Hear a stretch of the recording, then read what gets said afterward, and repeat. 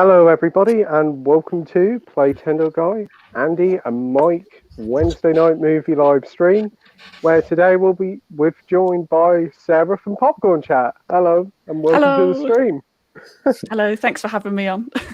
No problem. Been wanting to get you on live stream for a little while, and this will be your first proper live stream on another channel. Yes, yeah, that's right. That's it. Yep. So let's hope we give you a good first showing. Sure. Yeah. So anyway, first question of the night. Well, the only question I'm going to give of the night. What was the last film you watched then? Do you want to go first, Andy? Last film I watched properly, I think, was the new Scream last Friday. It's been a while. It's been I've not watched anything since, but really enjoyed it. Oh, yeah. That's good. Would you say it's the best sequel? I'm still in two minds. I think it's between this new one and Scream 2 for like best sequel. I'm because I've only seen it once. It's kind of difficult to come to that decision. But yeah, 5 and 2 are the best sequels, I think. Yeah. Oh, that's good. What about you, Mike? The last film I watched was The Big Lebowski. Picked up the 4K of it for quite cheap. So yeah, watched that last night. I have yet to see that one, but yeah, I've never seen it. About it. Yeah, it's a good film. It's fun. Yeah. Good. What about you, Sarah? Mine's a bit weird. It was going to be Scream, but then I've watched some few horrors at the weekend. But the last film I watched was a film called Terror Train. Not sure if anyone else has seen that. Yeah, I've heard of it. Yeah, it's the first time I watched it. Just saw it on my watch list, and it was interesting. Yeah, Jamie Lee Curtis, which you can't go wrong with, but the film itself was bizarre. I'll say that. Yeah. Yeah. As for me, the last film I watched, I actually did watch one today. I watched the original Dirty Harry again and absolutely enjoyed it. Such a great film. Yeah. Never seen that one. Might have to watch the sequel tomorrow because I think that's just as good. Yeah. Didn't know there was a sequel. There's like about 5 films, I think. Yeah. Oh, wow. Wow. Missed those ones. But yeah. Before we get into the comments, Sarah, would you like to promote your channel on here to tell people who've never seen your channel what your channel's about? Yep. So my name's Sarah, or Popcorn Chat. I sort of go under that name as well. I do film reviews of sort of latest things that come out of the cinema, and then sometimes I even just watch films the first time and talk about those. I do a lot of tier lists as well, and sometimes I talk about books compared to the adaptations of films. That's kind of another series I've got going on the channel. But yeah, you get a mix of stuff over my channel. That's me. That's cool. Great channel, and her link to her channel's in the description. So go over there and subscribe to her. Thank you. So yeah, well, let's get into the comments. And first up, we have Cheese YouTube. Fair enough. What's up? Thanks for joining. Great way to start the night. We have Law Bowie bass music. Oh yeah, movie night. Thanks ever so much for joining. Yeah. We have Marvel fan here. Hey, Playtendoguy. Hey, Marvel fan. Thanks for joining. Tez made this. Says sup, guys. Thanks for watching. Hi, Tez. Yeah. We have Matt here. Hey, good to see you on the stream, Sarah. Great channel. Enjoyed your review of His House. Looking forward to checking it out. Oh wow, that's an old review. That is. That was a film that came out a year or 2 ago. I've never heard of it.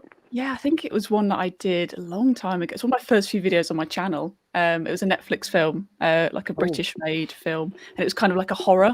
It turned into this horror about it was about sort of themes of immigration in Britain, and they get sort of put into social housing, and then it becomes a bit of a horror. I would really recommend that film. It's really good. Oh, sounds interesting. I'll definitely have to watch your review of it.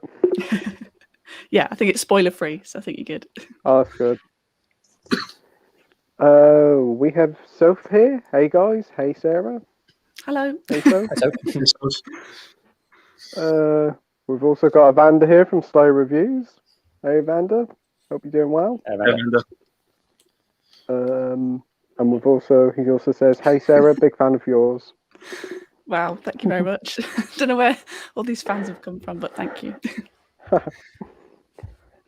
We've got Edward here. Evening, everyone. How's everyone doing? Hope you're all well. Thanks for joining, Edward. Hi, Edward. Soph says, don't be nervous, Sarah. You'll be awesome.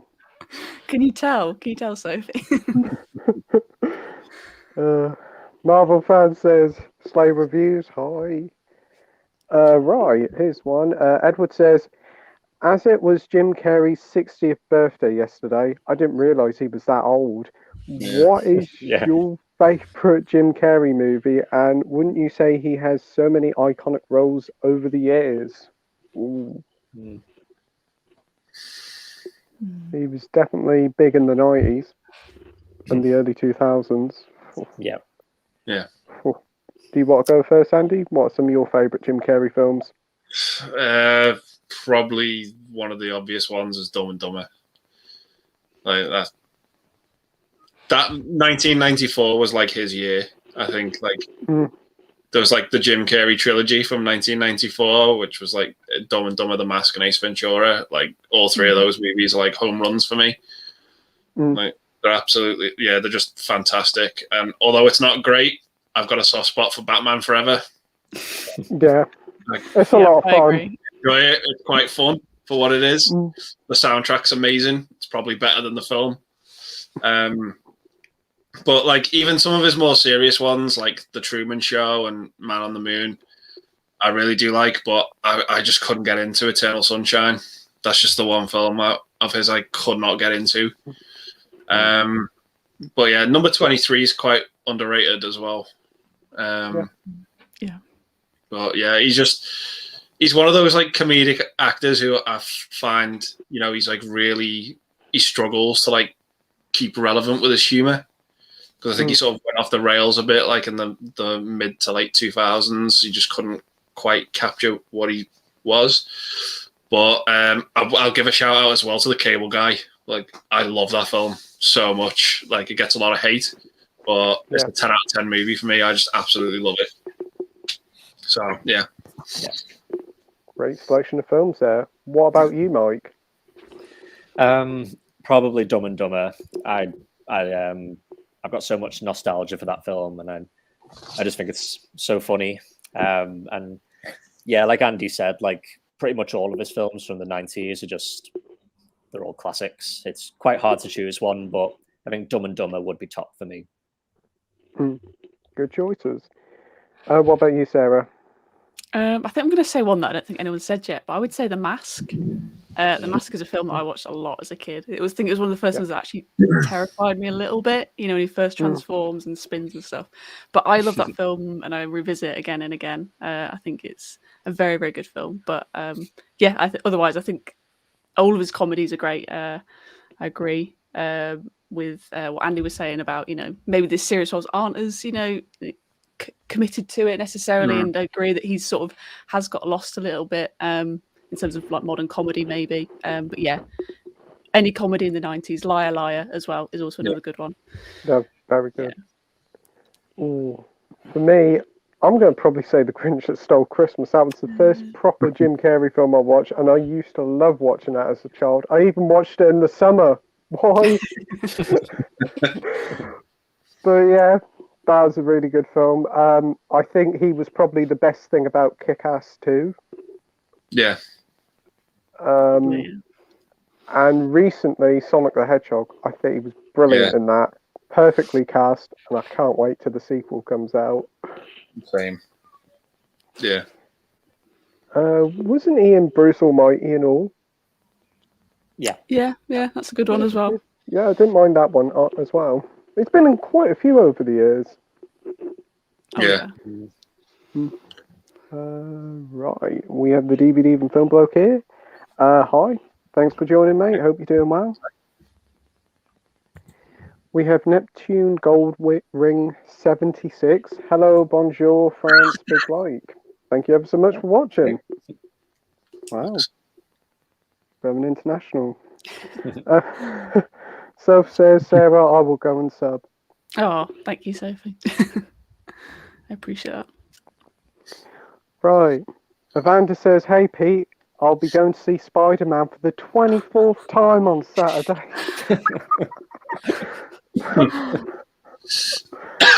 Whoa. Are you sure you're not going to go into the Guinness Book of World Records, Evander? Wow. That is commitment. But it is a great film. Yeah. DVD and Film Book says, one film I recently watched was Starship Troopers. Whilst it was a great satire, but honestly it falls a bit flat as a film on its own. I've never seen it. What about you, Andy? Yeah, I massively enjoy it. It's one of my favorite Paul Verhoeven movies. It's up there with Total Recall and RoboCop. It's just so over the top entertaining. It's just phenomenal. Its cast is brilliant. The designs of the creatures, some of them are absolutely terrifying, particularly the brain bug. I've seen that. Yeah. It's one of those movies that kind of just defines the word fun. Like, you just have a good time watching it. It's just over the top. It's silly, but it's just a lot of fun. Yeah, that's what I get from it anyway. But yeah. What about you, Mike? Have you seen it? Yeah, I love it, and I can only echo what Andy said about it. I think it's great. Love it. Yep. Awesome. What about you, Sarah? Have you seen it? Yeah, I only saw it last year for the first time. Someone suggested it. And he teaches history at university and politics and stuff. So I thought it was very interesting, like the satire and stuff. Got it, And if you look into it, there's so many layers to it, like what they copy, like the first opening bit. They sort of mimic, some kind of propaganda stuff. But I think it's good. Yeah, I think it still holds up. And I only watched it last year, so I think it's good. Oh, I'm going to definitely have to get round to watching it. I think it's on Disney Plus, possibly. Really? Wow. Yeah. Cool. We've got Koroshia Ichi here. Hello there, lovely people. Thanks for joining, Koroshia. Hello. We have DCR 80 Gaming. Watched Monster Squad the other day. Such an underrated film. I know Andy's definitely seen it. What do you think of the film, Andy? Yeah, I love it. It's just it's Goonies meets Universal Monsters. It just gives you everything you want. It's just again, like Starship Troopers. It's a lot of fun. It's just a good time. It's not an amazing film. Like, don't expect like Citizen Kane or anything like that when you sit down to watch it. It's just a fun, colourful movie with a lot of good characters, a lot of fun. Yeah, it's just a good time. Cool. Yeah. What about you, Mike? I've not actually seen it. I always get it mixed up with another film that I think it stars Vincent Price and that's called The Monster something. Right. I can't remember what it's called, like The Monster Squad or something like that. But whenever someone says The Monster Squad, I always think it's that Vincent Price film, but obviously it's not. But no, I've not seen it. No. Have you seen it, Sarah? No, I've never even heard of it. I'll be honest, I've never heard of it. But I'll add it to the list. It's been one on my list for quite a while, and I still haven't seen it, but it does sound like a lot of fun. I know you did say it's like Goonies meets the Universal Monsters, and that sounds right up my street. Yeah, it's pretty much like a gang of like token kids. Like they just hang out. You've got like the cool one, the fat one, the regular one. There's like they all like hang out together, and then there's like something went wrong in the past, like between Dracula and Van Helsing, and they get like all the monsters like get pulled through to like the 80s, and like all the kids are like trying to fight the monsters, and it's a lot of fun. Yeah. Wow. That's good. Yeah. You're selling me it. You're selling me it. It's very stereotypical. Like, I think like maybe some parts of it might not hold up today, but it is pretty fun. pretty good. Yeah. Nice. We have Edward here. Hey, everybody. Hey, guys, should I say? Hey, Edward. Thanks for joining. Yeah. Right. DVD and Film Bloke says, I also watched The Candidate from 1972.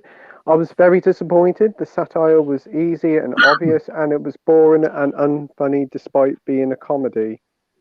Never heard of that. No, not seen it. That one. None of us. No, I think there was one called The Candidate from about 10 years ago. I think that might have had Will Ferrell in it, like a comedy film. That's the only one I've heard of. Was it that The Campaign? I think That's the one. That's the one. Yeah.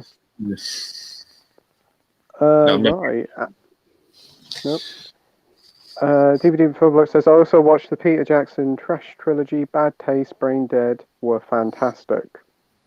I've never seen them, but what's your thoughts on them, Andy?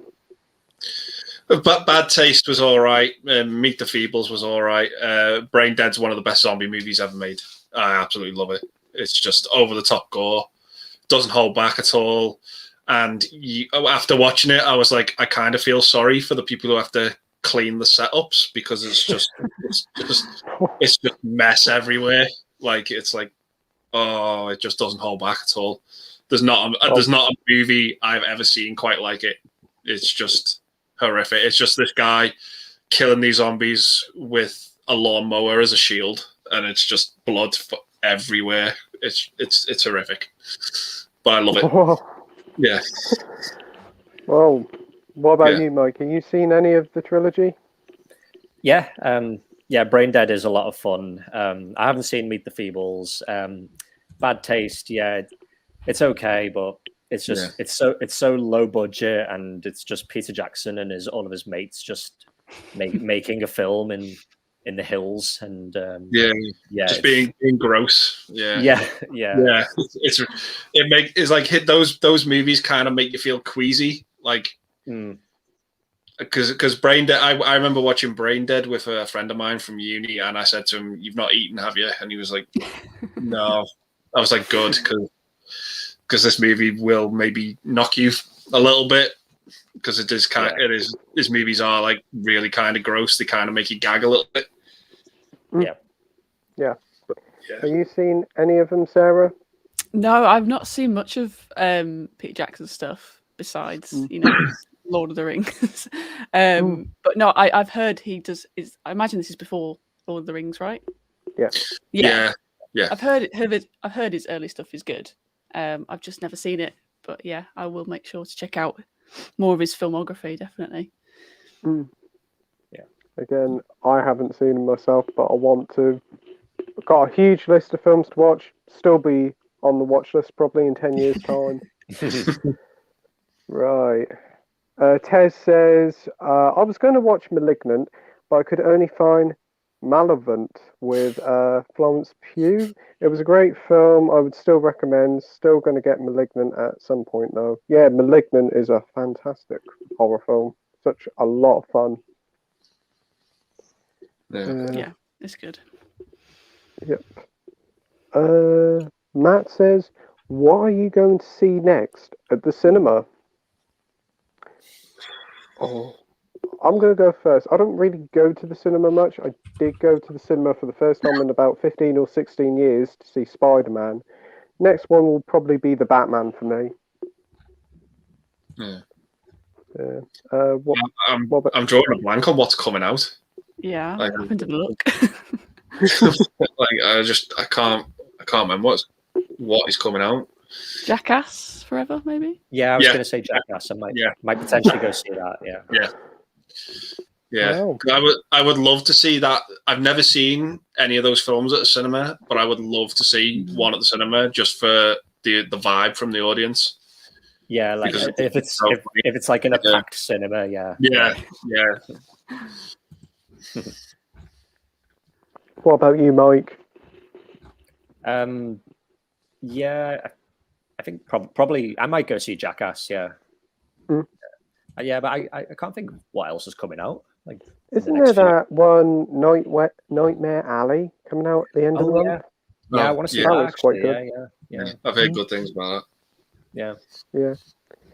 What about you, Sarah? Probably. I'm gonna try and catch Licorice Pizza, and a lot of people have seen that, and it's been kind of a split opinion. And I'm very new to Paul Thomas Anderson's work. Like over the Christmas, I only watched.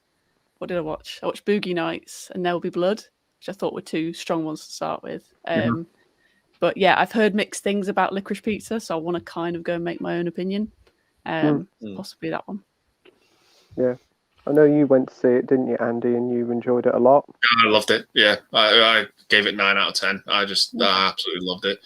For two actors who've never really acted before, it's like they just took to it like a duck to water.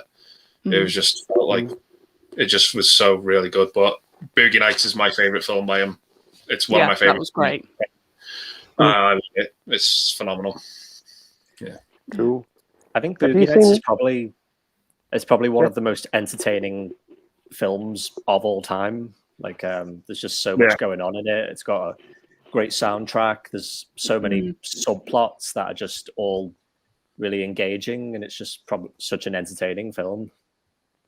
Yeah, it's just it never lets up. It's like half of it's in the 70s and the second half's in the 80s, and it's like you can tell which decade it is, because the soundtrack is just, it's so good. The whole sequence with Alfred Molina is one of my favorite scenes in movies ever. To quote Roger Ebert, he said it's like one of the best stretches of film he's ever seen. It just goes on with like the kid with the firecrackers, just setting them off, and the tension just builds so well. Oh, it's just I want to watch it now. Just yeah. It's so good. Yeah, it's phenomenal movie. I wish I picked it up in HMV now. There was one copy left in HMV, and I was going to pick it up, and I thought, nah, leave it. I wish I did now.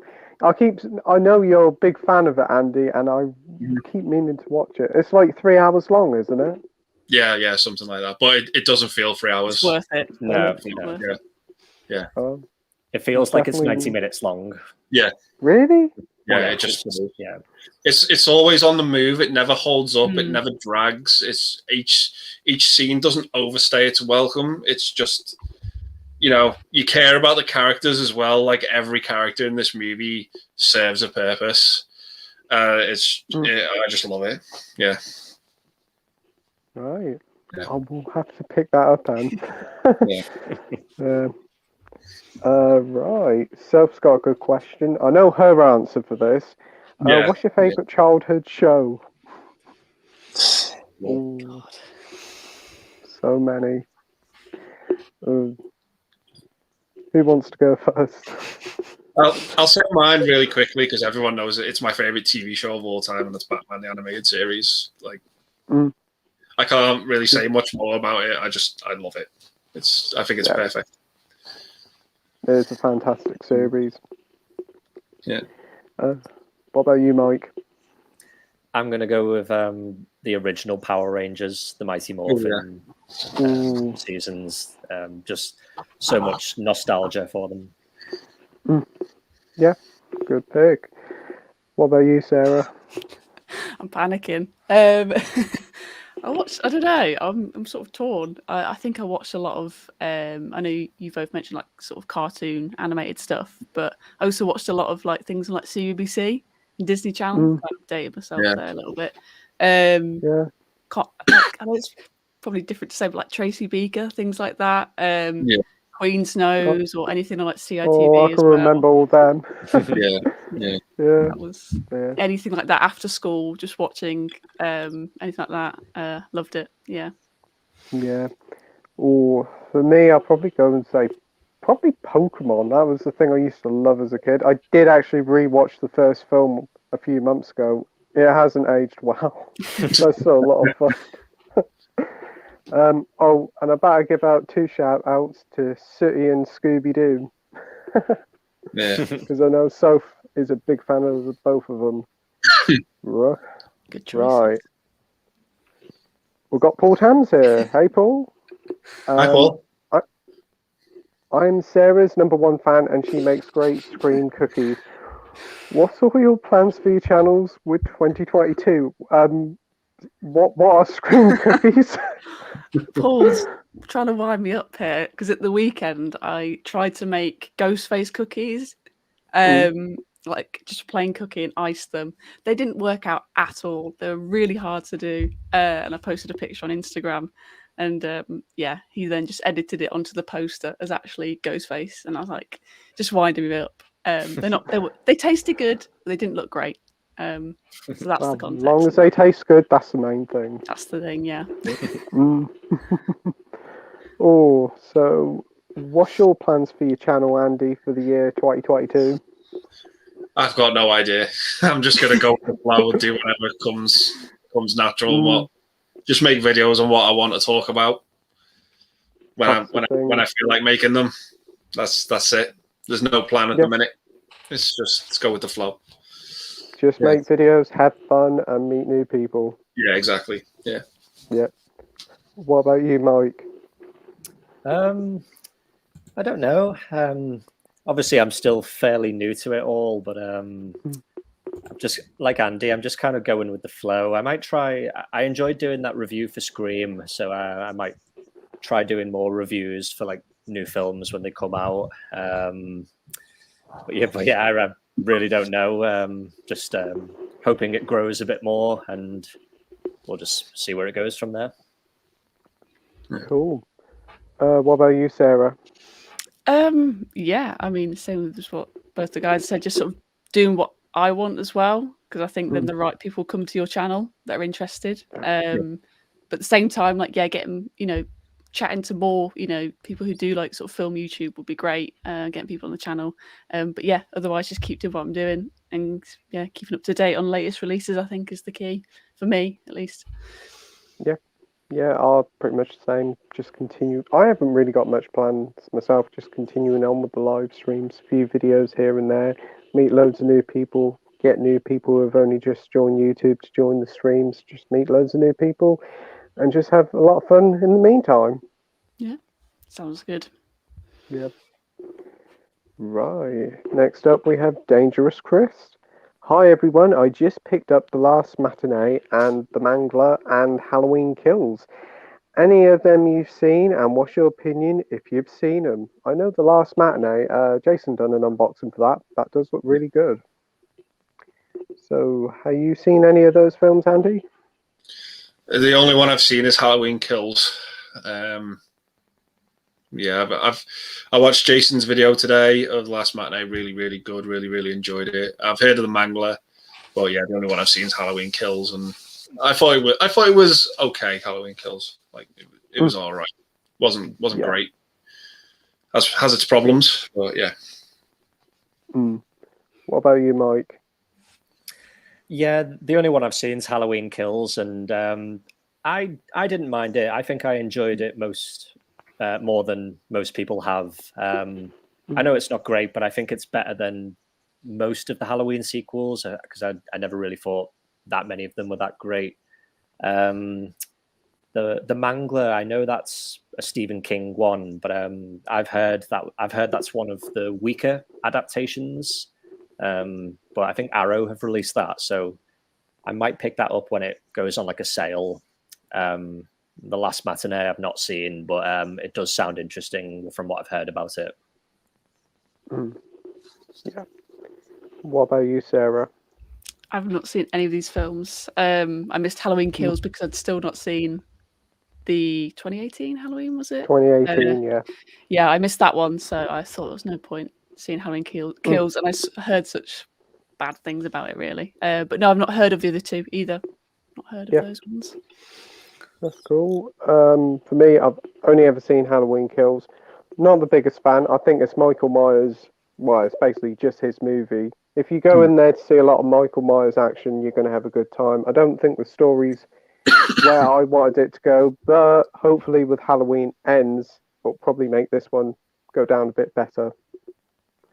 But definitely do want to pick up The Last Matinee when it goes on sale. DCR 80 Gaming says, love Bad Taste and Brain Dead. They're so zany. Yep. Right. DVD and Film Bloke says, I need to watch Meet the Feebles again because I honestly thought it was quite shit. I need to watch it on my own since I was watching it in a Discord screening. He also continues to say it had good stuff, but the writing lets it down. Yeah. Yeah. I can't really say much more than that. Yeah. It is what it is. Yeah. It is. I've heard of it, but never seen it, and I don't really know much about it. I just know it's part of this trilogy, but yeah, a lot of mixed feelings on it. I've heard from people. Yeah. It's like the puppets. There's like puppets in it, and it's like there's like this showbiz storyline, and the humor in it's like very crude, but yeah, it's hard to explain. I wasn't really feeling it when I watched it. Like I couldn't really get into it. It's just it's not one of his better movies.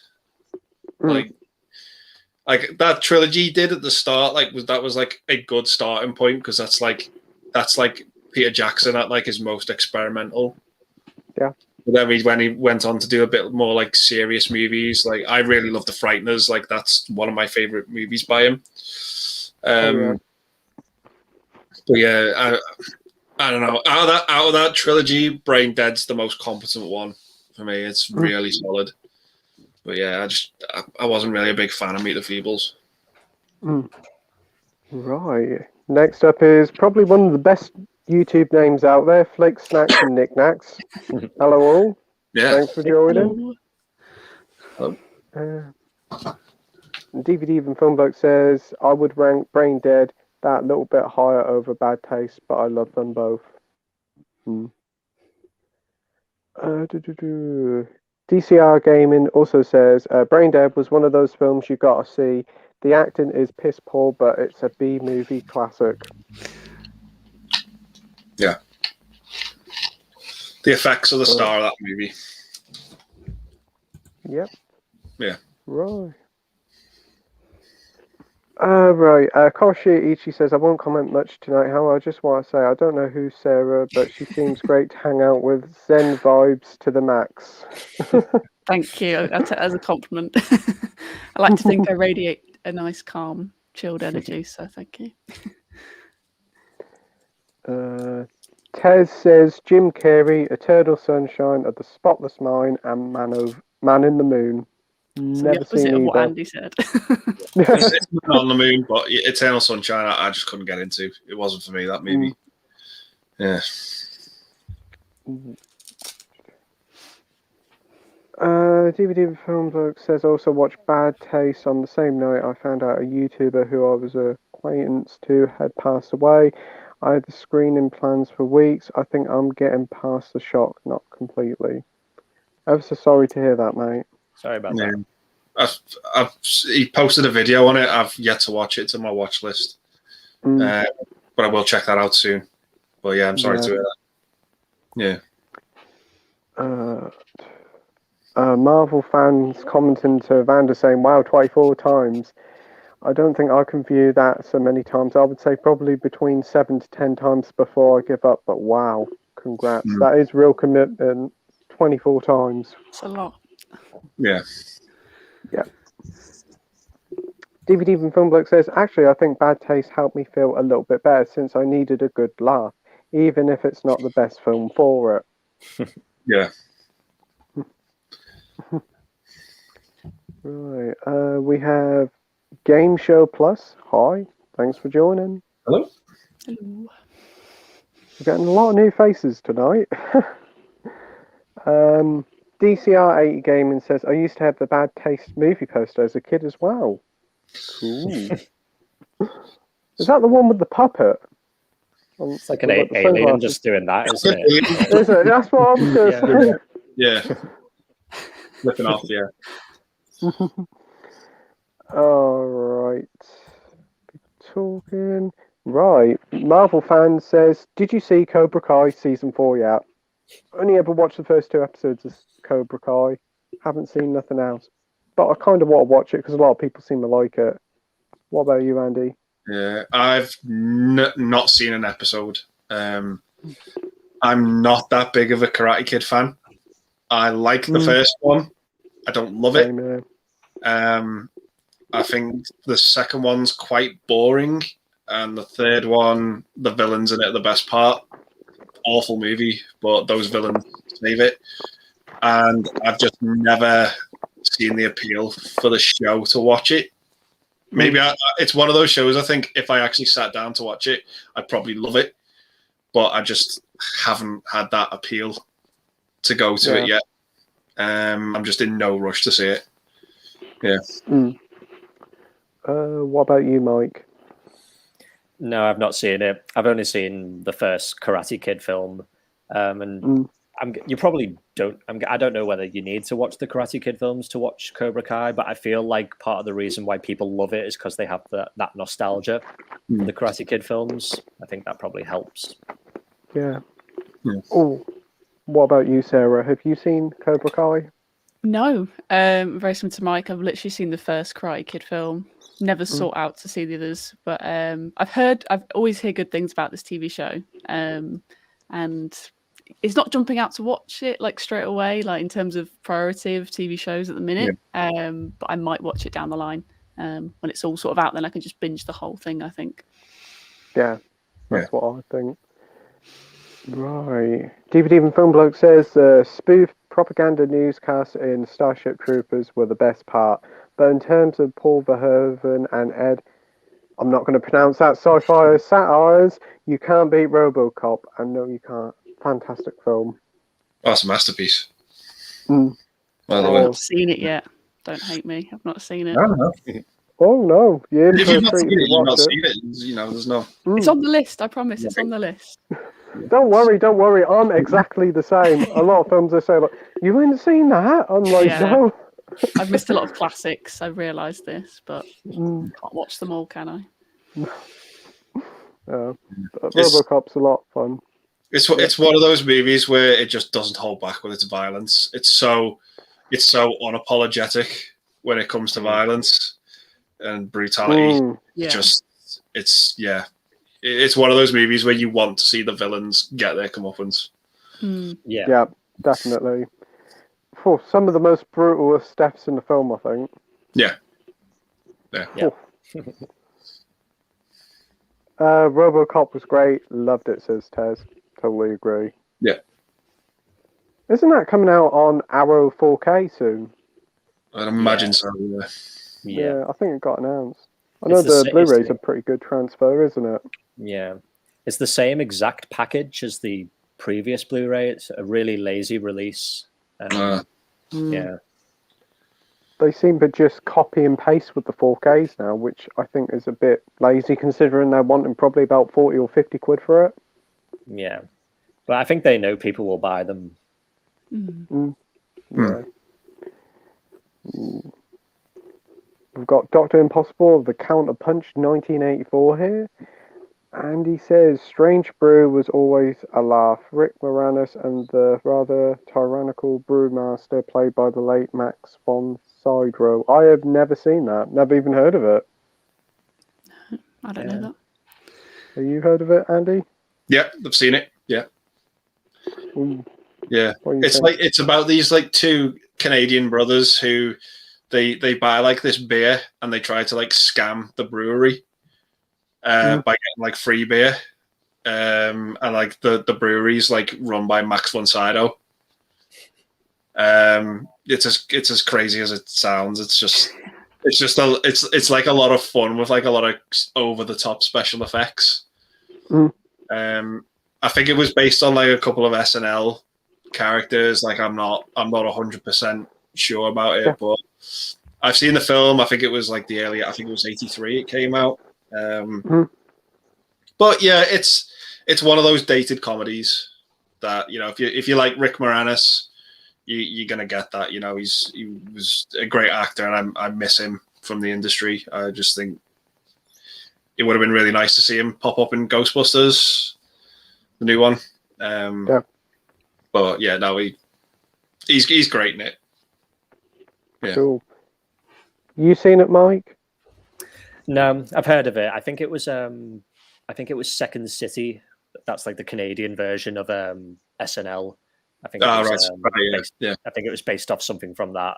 But no, I've not seen it. But I do love Rick Moranis, like his comedies from like the 80s, like Spaceballs, like things like that are just great. Yeah. Honey, I Shrunk the Kids. That's what I used to remember watching them in. Yeah. Mm-hmm. Right. DVD Even Film Bloke says, I honestly found Starship Troopers a bit dull. It really needed to be cut down a bit, and the characters being intentionally unlikable made it a bit of a hard watch. Okay. Fair enough. Yeah. Yeah. I didn't get that at all from it. I'm sorry you felt that way, but I didn't get that at all. Right. Oh, great. Say trolls, and we've already got some. No, we don't want to. We'll just block them, definitely. Go on. Oh, an error occurred. Brilliant. Right.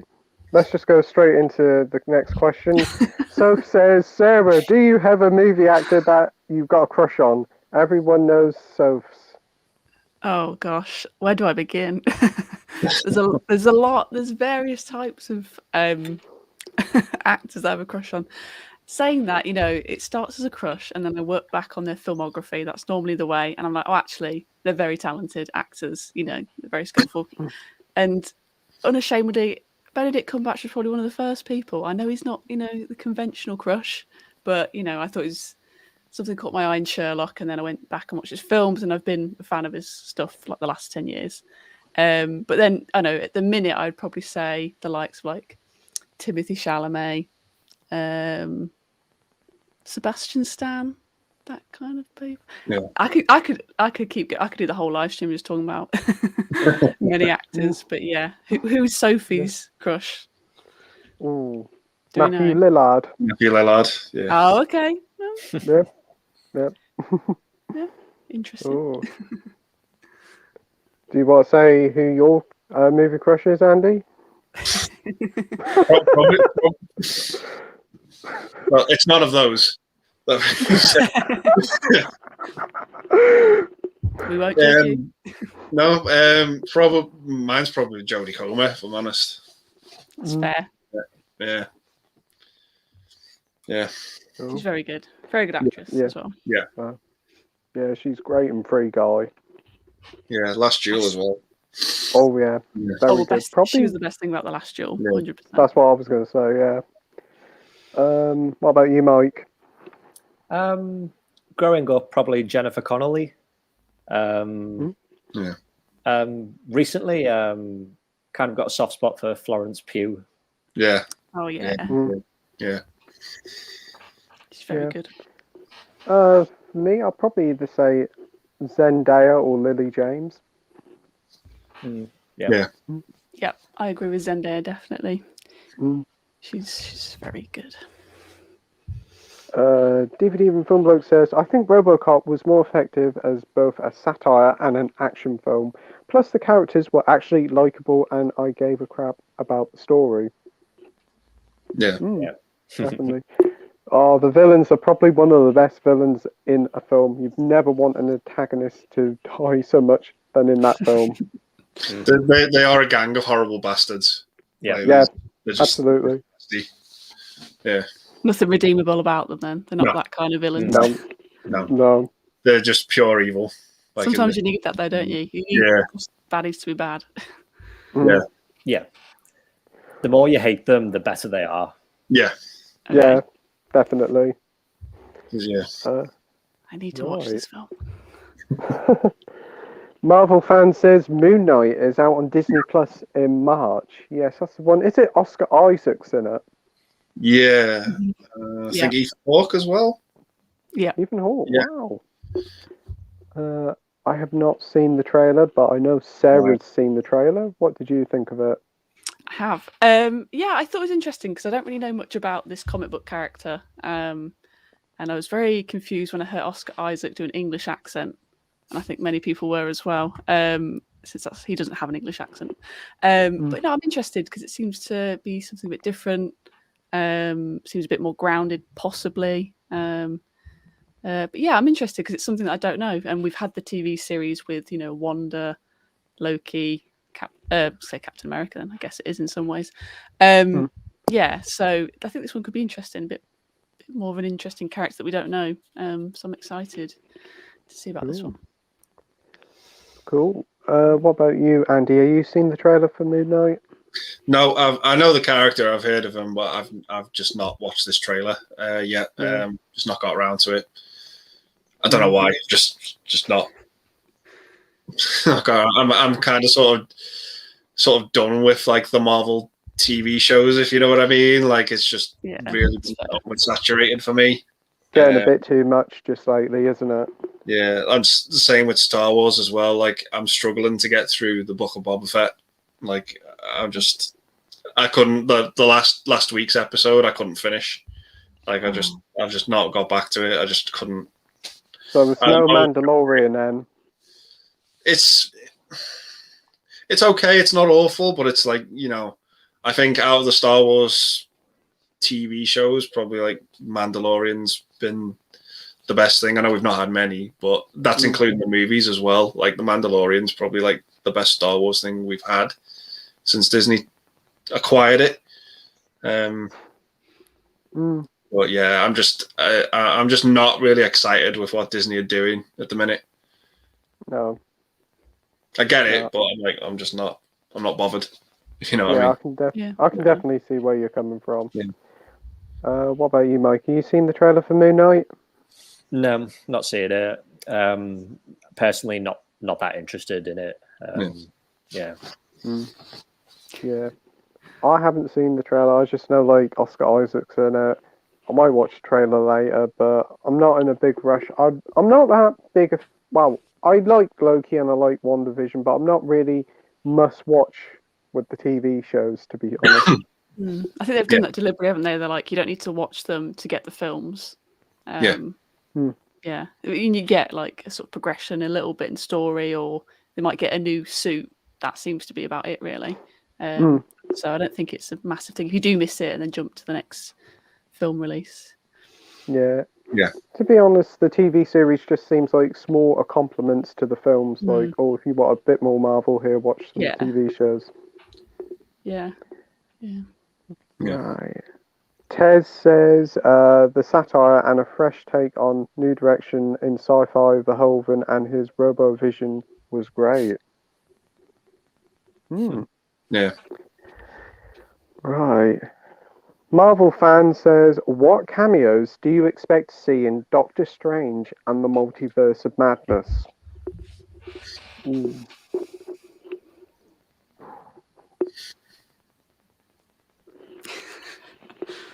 Well, I'm just going to say Mickey Mouse because Disney owns.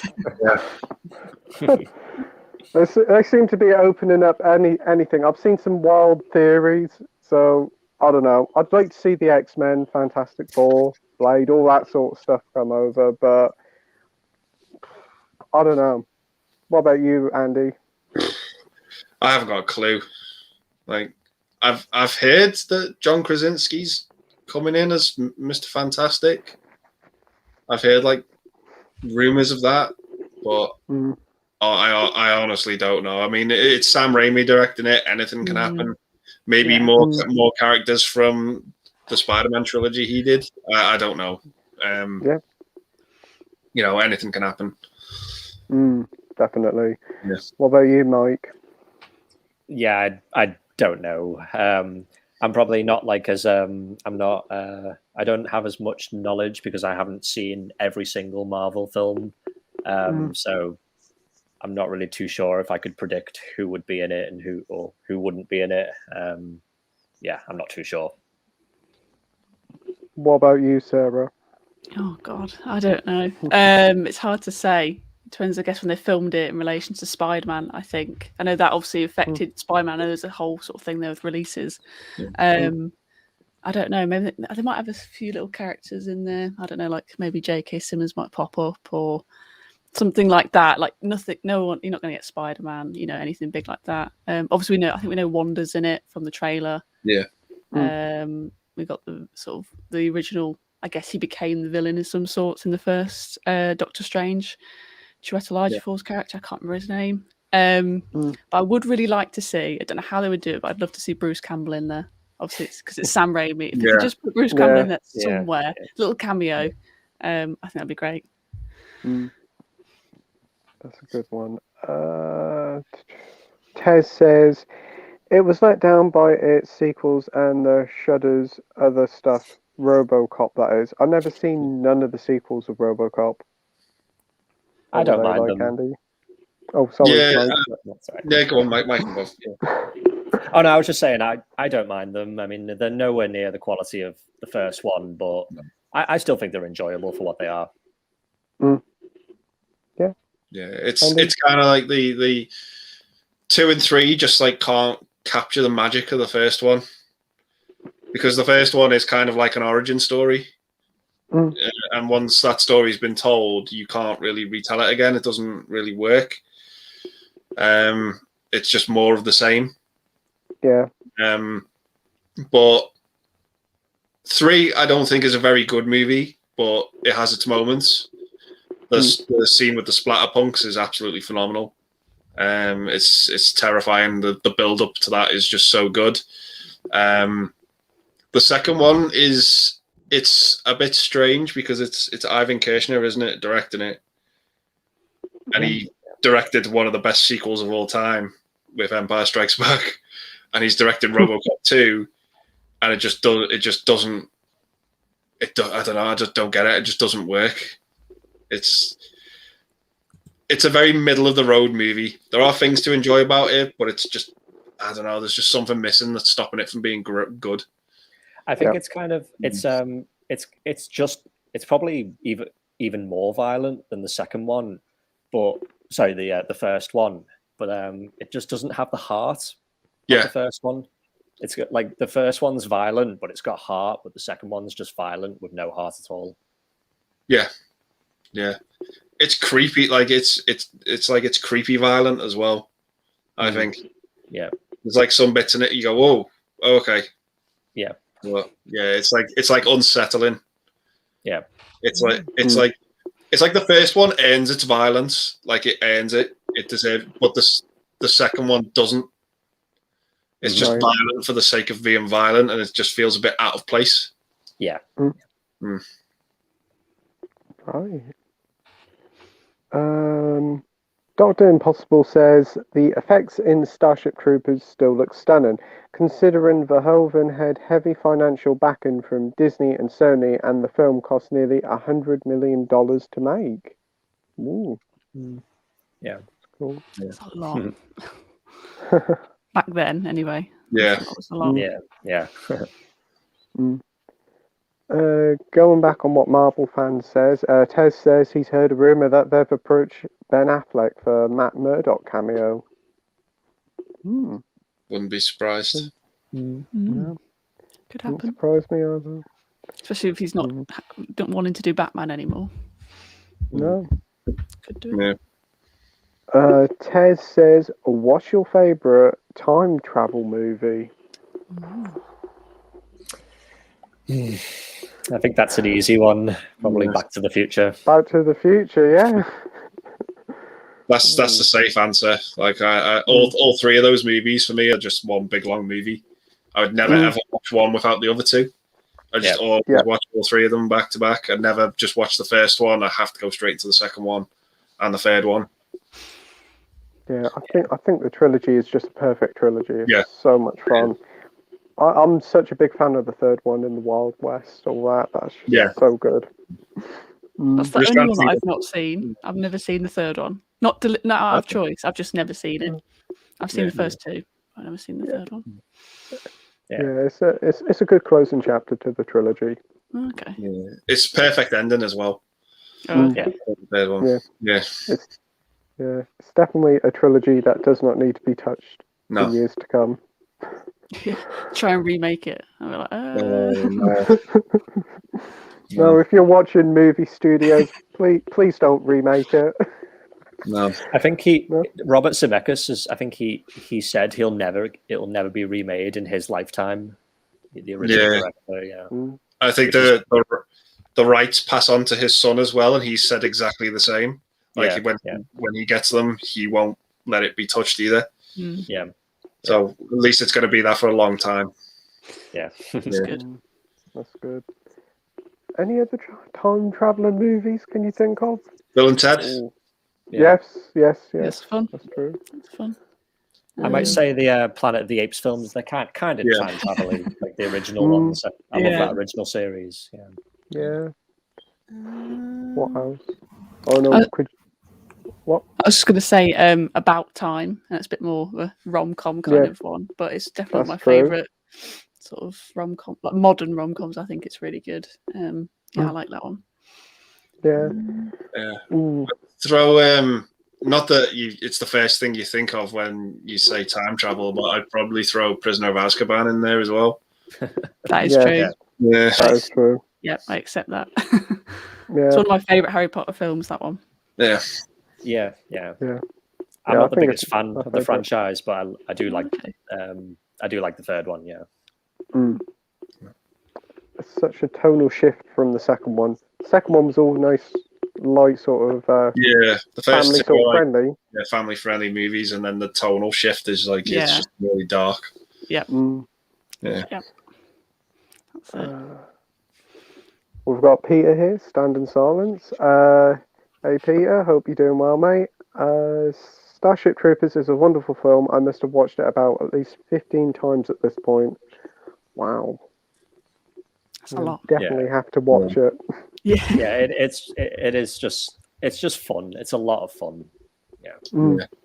It's got great action in it, great cast. The acting's really good. Like, it's got a lot of good character actors in it, like Michael Ironside and Clancy Brown, Marshall Bell. They're just Neil like Patrick Harris. It's a lot of fun. It's great cast. It's just a great movie. Love it. Yeah. It's just some creatures. They look like a stuff of nightmares. What you said, Andy. The rainbow. Yeah. Yep. Yeah. Oh, right. Marvel fan also said about all the cameo stuff to do with Doctor Strange is that he's heard the rumor that the original Blade will be back, and the original Fantastic Four cast from 2005 and 2007 will be back for the cameos. Seems feasible. Yeah, as long as we leave Fan Four stick out of it.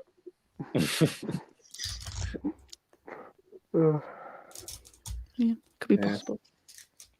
Dr. Impossible says he hasn't binge watched on many films this week as he's been in the office. Sophie says, Sweep is sad as you didn't give him a shout. You did. I heard it.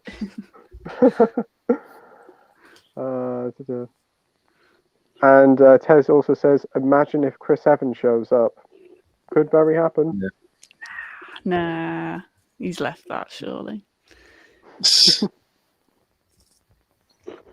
We have D Movie Man. Sarah makes awesome high ghost face from Scary Movie biscuits. I'm going to have to check out these biscuits. I'm intrigued now. I did not come on this live stream to have my biscuits being brought up.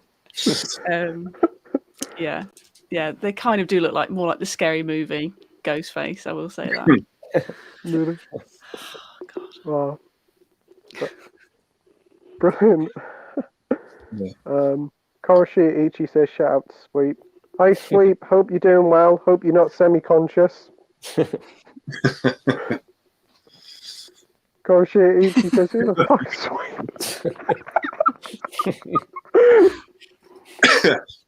Sweep? Edward says Scream 5 is listed as just Scream and is not a sequel or follow-up to the 2011 Scream or something. It is a sequel, isn't it? To 4? It's like a requel. It's like a reboot sequel sort of thing. Soft reboot thing. When you see it, there's definitely a reason as to why. I can see why they didn't call it Scream 5. Sort of themes and stuff. And like in it, they mention about the reboot sequel thing. yeah, and sort of where it goes, I think, is why they've not called it Scream 5. Yeah. Cool. I'll have to watch 2, 3, and 4 first. I kind of do wish they'd called it something else other than Scream, because we already have a Scream, and like in years down the line, it's going to cause confusion, I think. Yeah. Yeah. I saw someone did like a poster and they changed the S to a 5. So Right. I don't know how you would say that. Yeah. But yeah, I thought it was a cool sort of graphic thing. Yeah. Yeah. I think I'll just go the same way as Halloween 2018, Scream 22. Yeah. Yeah. Probably. Yeah, that's true. Marvel fan also says about this Doctor Strange stuff. I could see some fourth wall breaking by Johnny Storm, looking like Captain America MCU, something like that. Now that would be quite cool. Chris Evans playing Johnny Storm and Captain America. Yeah. God, how would he do that? Don't know. D Movie Man here. What is a film that you intentionally didn't care for, then grew on you over time? Same for a film you enjoyed and did the opposite. That's a good question. I was thinking about maybe doing a video about that, like movies I didn't like the first time, because there's loads I can think of. I really hated Back to the Future the first time I watched it. Wow. I really could not get into those movies. I kind of watched them all once. I was like, I'm done with it now. I'm never going back to them. But yeah, really enjoyed them. Highlander as well was one I didn't care for the first time, but second viewing, I loved it. I thought it was great. Yeah. Oh, it's a lot of fun, Highlander is. Brilliant soundtrack. Yeah. Ooh. Any ones you can think of, Mike? Oh, really hard question. The first part, I'm struggling. The second part, I'd probably say The Dark Knight. I loved it when I first saw it. But over the years, I've kind of grown less fond of it. Yeah. For whatever reason, I'm not too sure. Yeah, I can't think of any. There are definitely films that I didn't like the first time I saw them, and I like now. I'm just drawing a blank. Yeah. Ooh. What about you, Sarah? It is a really good question, but I really don't know, because I feel like a lot of the time I do make my mind up sort of on first viewing. Quite, if I rewatch it, it's because I enjoy it. I don't necessarily change my mind. I don't know. I might need to sit on that question. It's a tough one. Yeah, I don't know. I'm going to echo what Mike says and say The Dark Knight. I really enjoyed it when it first came out, but I've slowly gone, it's all right, it's good, but I prefer Batman Begins over it, to be honest. I'm in that same boat with The Dark Knight. I loved it, and then I was kind of like, well, I need to sort of take a step back from it. It's not a perfect masterpiece that everyone says it is to me. It has there are problems to it, I find, but yeah, it's just, I don't think it's this bulletproof movie that everyone sort of makes it out to be. Yeah. I'd say that Batman Begins probably takes the first part of this question, because I didn't really like it the first time I saw it, but it's really grown on me over the years, and I think it's one of the best, like the better adaptations of like the Batman source material. I think it's a really good film.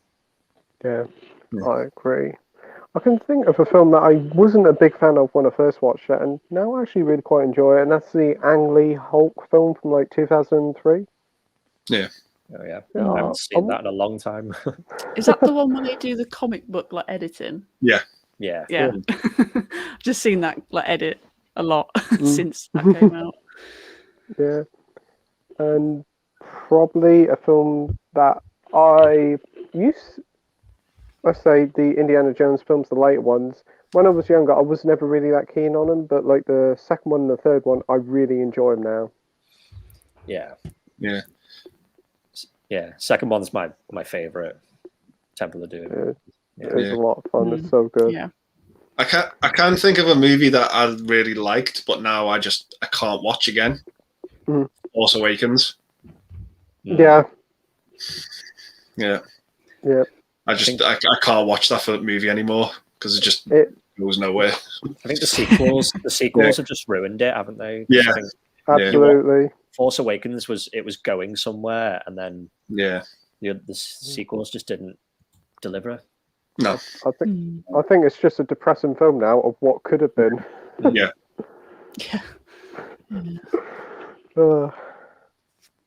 Right. Next up, we have Lisa Lubbs here. Hey, Lisa, thanks for joining. Hello. With the Mangler. Oh, I remember that one. Homicidal Fridge. Yeah, I think it's basically Robert Englund just kidnapping people and feeding them to his fridge, or I don't know, something. Yeah. Wow. It's based on a Stephen King short story, but I think the short story is only like 20 or 30 pages, and they somehow managed to make a feature film out of it. Wow.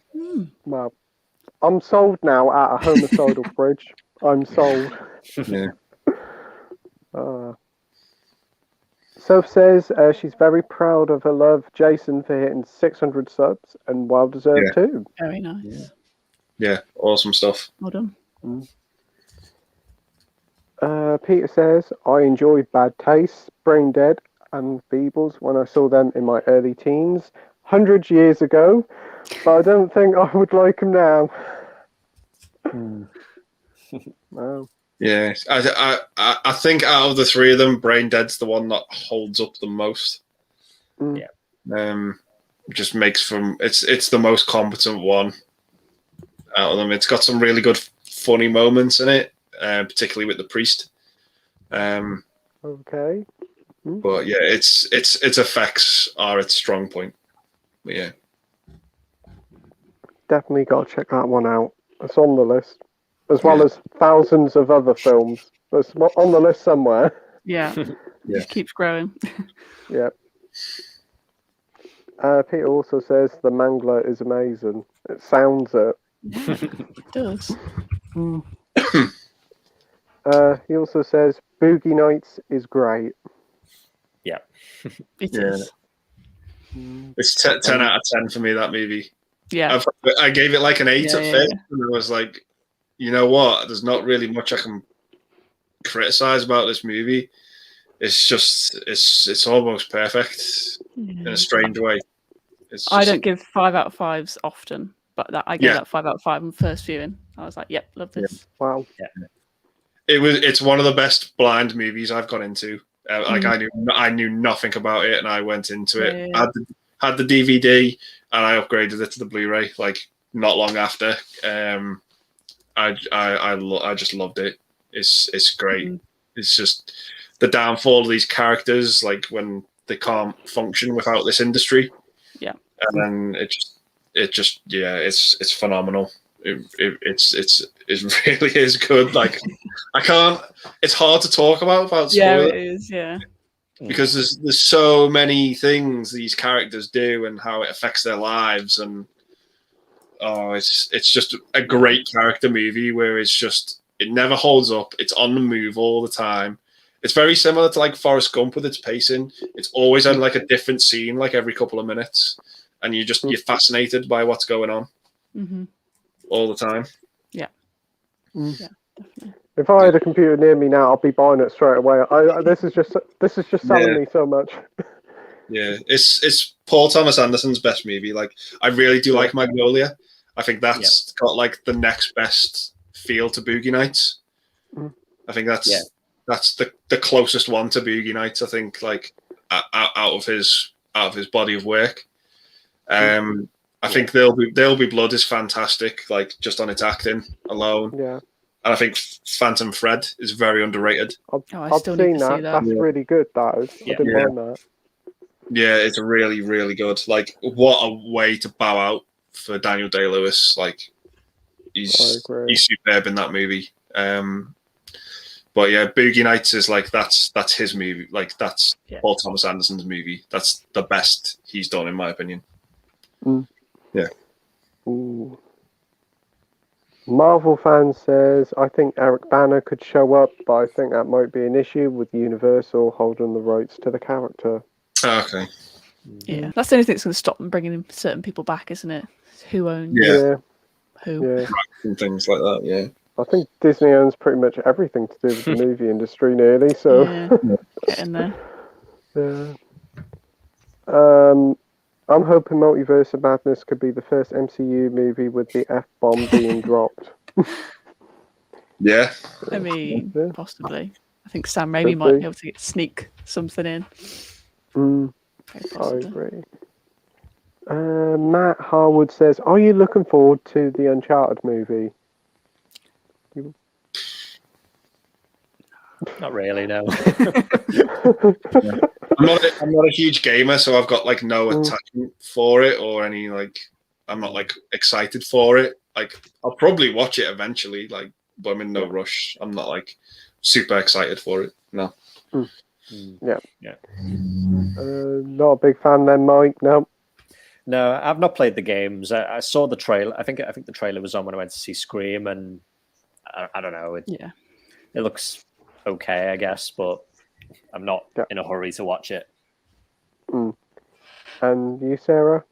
I love these games. I played them 2 years ago, I think now, for the first time. Whenever we were first in lockdown, and I played them all, smashed them, loved them. And then I played them again because I also stream on Twitch. So I'm playing through. So we finished the third one last week, about to start the fourth one next week. And yeah, I loved them. And there's elements in the trailer that I could see. I was like, okay, that's a direct, snippet from that game, with the plane, the cargo sort of falls out completely for number 3. My hopes for it are like so low. This film has been pushed back, for like 8 years, something like that. They've tried to make an Uncharted film and it's just not worked out. Tom Holland looks like he's playing Tom Holland once again. It just looks like a version of Spider-Man, some kind of, something he's familiar with. Too young to play Nathan, that's what I think. Yeah. I mean, in the third game, you do get a young Nathan Drake, but I'd say he's probably about 12 or 13. And then otherwise, he's like 35, something like that. So he's kind of an in-between age. Mark Wahlberg as Sully. Not sure on that one either. J.K. Simmons should have been Sully. That's a good shout. And he has the mustache already, whereas Mark Wahlberg has it on for like one scene in the trailer. So I have low expectations, but I will be seeing it so I can do like a comparison between the games and the film. But yeah, going in with low expectations, I think is the best way for it. Yeah, I agree. I love the games. I think the games are brilliant, but not the right cast for me. It just feels like they've done them because they're bankable names for me. I'll see it eventually. Not expecting much. It'll be probably a very formulaic Indiana Jones-esque adventure. But that being said, I didn't mind the 2018 Tomb Raider. I thought that was pretty good. I've still not seen that. I did hear it was good though. I like the new Tomb Raider games, and I've heard it was very sort of good comparison to them. Yeah. Never works out for video game films, does it? So it never does. Just gets a death. D Movie Man says, "Why do you think video games don't translate over to quality films? Also name a video game that could potentially make a solid or entertaining film." Wow. I think... Do you want to go first, Andy? Sure, yeah. I was thinking, I think they don't translate very well because the people making the movies or funding the movies don't understand the source material at all. Absolutely. They don't understand why people love video games. Like, I don't understand why people love video games, but I know there's something to be understood. Yeah. You know what I mean? I just don't think it hasn't worked. Like Sonic, I thought was one that worked really well. Like it was a lot of fun. It was entertaining. I thought it translated well. They were right to correct his design. I think they listened to the fans correctly and rightly so. But yeah, there's just so many bad ones. Like the Super Mario Brothers movie is awful, but my God, is it entertaining? Like, I have nightmares about that film. Bob Hoskins was drunk throughout the whole film. Oh, it's just the little heads. I don't know what they were, but the dinosaur heads. The Goombas, yeah. Absolutely terrifying. Yeah, Mortal Kombat's a great one as well. Like I have a lot of fun with that. The soundtrack is amazing. It's phenomenal. But Street Fighter's a lot of fun. yeah. But I would love to see a Sonic-esque Crash Bandicoot movie. Ooh. Now that would be good. Or maybe an R-rated GTA movie. Yeah. Yeah. Yeah. Okay. That would be fun. What about you, Mike? Yeah, I think they probably, I don't know why they don't translate well. I think most recent games now are so cinematic anyway that you don't really need to make them into films because of the way they are. But yeah, I think like Andy said, I think it's just that lack of understanding of the source material. Like most of them just go in a completely different direction, like Super Mario Brothers, for instance, which I'm just going to say I love that film and I won't hear any differently. It's nostalgia for me. That's all it is. But it is nothing like the games at all. No. It's more like feels more like Blade Runner than anything else. But yeah, they just I don't know. They just don't. For whatever reason, they just don't seem to work as movies. And name a video game that could potentially make a good film. I would like to see Halo made into a film.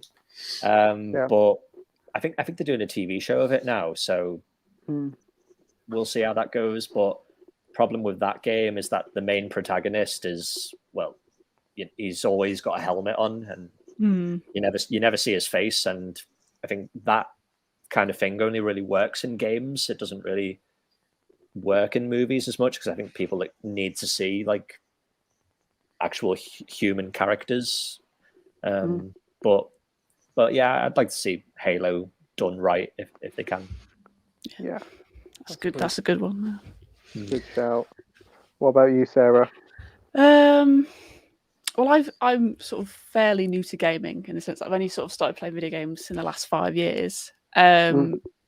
And from my experience of that and then watching films, I guess what they don't do right is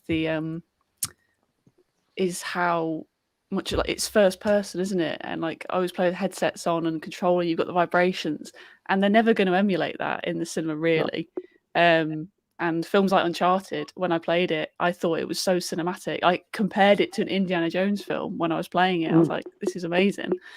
So why do you just touch it? So I kind of had that feeling with a lot of video games. I don't think they'll ever be able to match that. And you have to take them as separate things. I think it's fine. And I think that's how I'm going to go in with the next Uncharted film. And then as for a game that could potentially be made a film, I'd probably say, I guess it kind of works, but like A Plague Tale, I played that, which is based in sort of history as well, but it also has this sort of magical element, I guess, sort of set in France and about sort of the plague era. Lots of rats, yeah, many rats. But yeah, I think that'd be interesting because it adds a different element. It wouldn't just be a historic film; it would be something a little bit extra. Because I love that game. Yeah, I think that'd be a good shout. For me, I think as what Andy says, the film studios don't know what made the video games tick. They're just gonna publish it as a all-action blockbuster and not focus on why fans like the specific video game series. I think another thing is, how do you get a 30-hour game like God of War and transfer it into a 2.5-2-hour film? That's the thing. Video games probably work better as a sort of, shall I say, TV series, like The Witcher seems to be doing quite well. Yeah. So it gives it time to expand the world and its characters. But I think video game movies can work if they take inspiration from the source material and do their own thing with it, like the Sonic movie and Detective Pikachu. It took the source material and just had fun with it. Yeah, I think you're right. As for films, I'd like to see a Life is Strange TV show. That would be cool. I've never played those games. Brilliant. Some of the best storytelling in gaming. But yeah. And obviously we've got the Last of Us TV show coming out soon as well. Yeah, I'm curious to see about that one. I think the casting's pretty good so far. Yeah. And I know people who live near where they've been filming in Canada, and they seem to be using a lot of sort of beautiful landscapes from what I know from this person. So I'm excited. I'm curious to see where they take it. I think it's going to follow more the first game due to the casting of the girl that her name's completely forgot. I've completely forgotten. Oh my god. What does it begin with? What's her name? What, Ellie? Ellie, that's the one. Ellie. Yes, I think it'll follow more the first game. Yeah. I think they're supposed to be doing like a 4 or 5 season set to follow the 2 games. Yeah. I can think of 2 other game series, Legend of Zelda and Metroid. Metroid is heavily inspired by the Aliens franchise, so I think that would be a perfect mix for a film. But yeah, let's move on. Right. DVD and Film Bloke says, the next Karate Kid is honestly very underrated. I don't get the hate others have for it. That's the one with Hilary Swank, isn't it? I've seen that one. It's all right. I rate it about the same as 2, 3. It's only really the first Karate Kid film I had much thought of. Yeah, I've never seen the fourth one. No. You seen it, Mike? No, sorry, I've not seen it. I'd watch it because of Hilary Swank, because I think she's a terrific actress. Some of the films she's done over the years have been great. Yeah. Right. Lisa says, Cobra Kai is amazing, but you're right. I have that nostalgia because I'm old.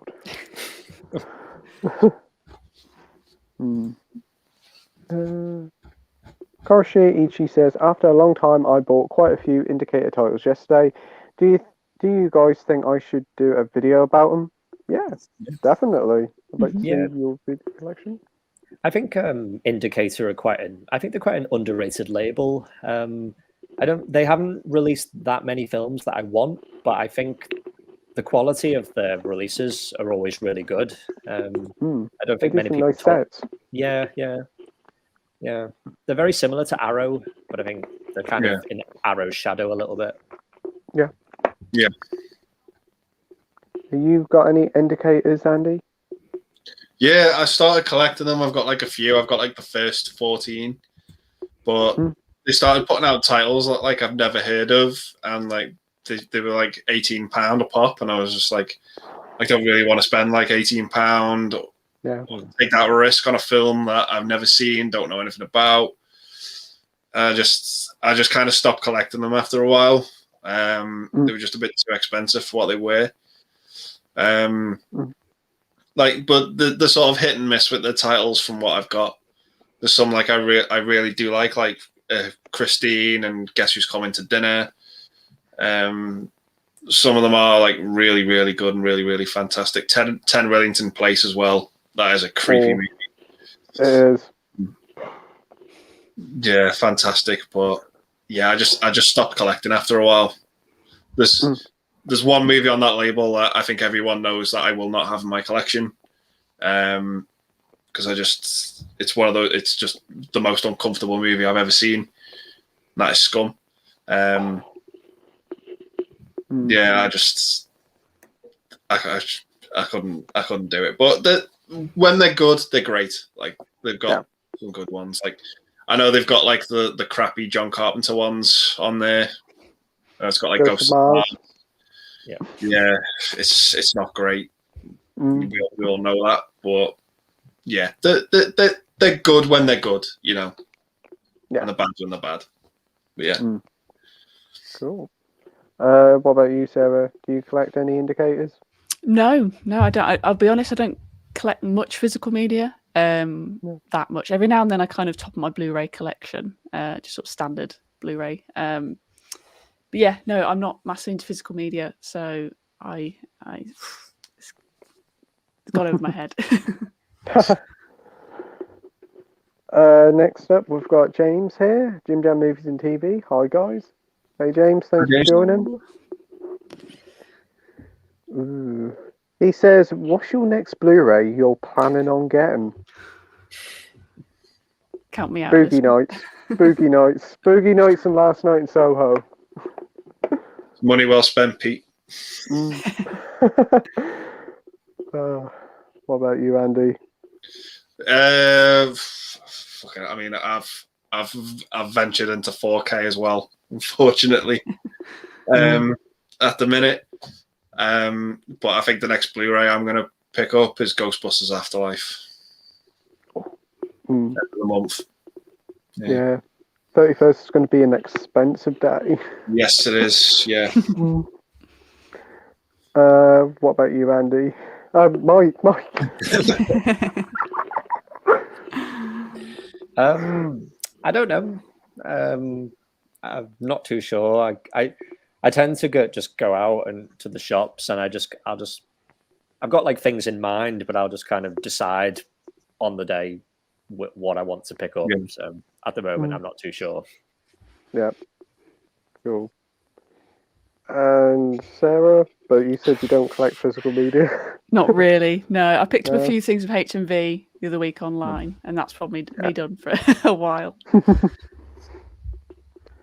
Right. DVD and Filmplex says Karate Kid 3 is fucking shit. One way of putting it. Yep. Daniel has been hit with an idiot stick and it just annoys me. There are two things a movie I hate can't do are bore me and frustrate me, and KK3 hits in the latter. I can remember it. I wasn't a big fan of 2 or 3. Yeah. And same with the next one. Right.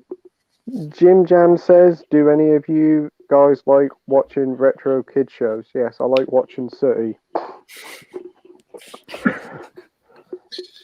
Well, it all depends, I think, in your age demographic, what qualifies for a retro kid show of what you watched when you were a kid. Like I television to me was like a third parent. Like I was raised on TV. Like I used to watch like CBBC and CITV like all the time growing up, like as a kid. Like Saturday mornings as well, like Batman and all that, and then SMTV Live came along, and that was like amazing. Just absolutely loved it. And shows like Art Attack were just like, I grew up on all that shit. Loved it. Yeah. Yeah, so many. What about you, Mike? If I have the nostalgia for it, then I will probably still enjoy watching it now. Yeah. What about you, Sarah? I mean, I mentioned a few earlier, same as Andy as well. But I guess technically, in terms of retro kids show, I grew up on The Simpsons, and I still watch them. I go back to Simpsons, and obviously it's on like Disney Plus and stuff now, or it's on TV. That taught me so much in my life in terms of Shakespeare, history, so many different things. Obviously, it's always been there. It's older than me, technically. I think it is. So I guess that's technically a retro show that I would still watch. Yeah. As Andy said, used to watch a lot of SMTV Live when I was a kid. I actually did watch it on YouTube because you said a lot of them are on YouTube. You can watch all episodes of it on YouTube, and all the adverts are still in it. And it's amazing when you see like movies and Woolworths adverts. It's just it's nuts. Like you can. It's amazing that people have put that on YouTube because it really is. It really is pretty good. Yeah, I stayed up a couple of nights till about 3 or 4 o'clock in the morning watching it. Just going down the YouTube wormhole of just all the recommended on the side. Yeah, but like really old before I was born, I'd say like Thunderbirds, Captain Scarlet, Clangers, Bagpuss. Yeah, that's proper retro. That is.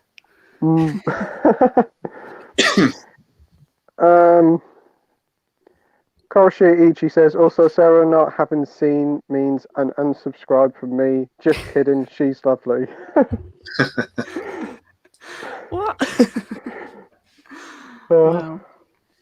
I'm sorry. Marvel fan says, the thing is, the MCU, the characters, they say it, but gets interrupted or cut off halfway, but some should at least do the one F-bomb in Multiverse of Madness. Okay. Depends on the rating, I guess, doesn't it? As to what they can say. Yeah. It'll be 12 plus, obviously, because they're all 12 plus. Well, they dropped the S-bomb in Spider-Man, didn't they? Yeah, they did. Yeah, they did. Yeah. They'll find a way. Yeah. Koroshi elaborates by saying, also Sarah's not having seen RoboCop means an unsubscribe from me. Just kidding. She's not. That's what he originally meant. I wish I hadn't seen RoboCop because I could just enjoy it for like the first time again. Yeah. You know what I mean? It's like you're in for a treat when you watch it for the first time.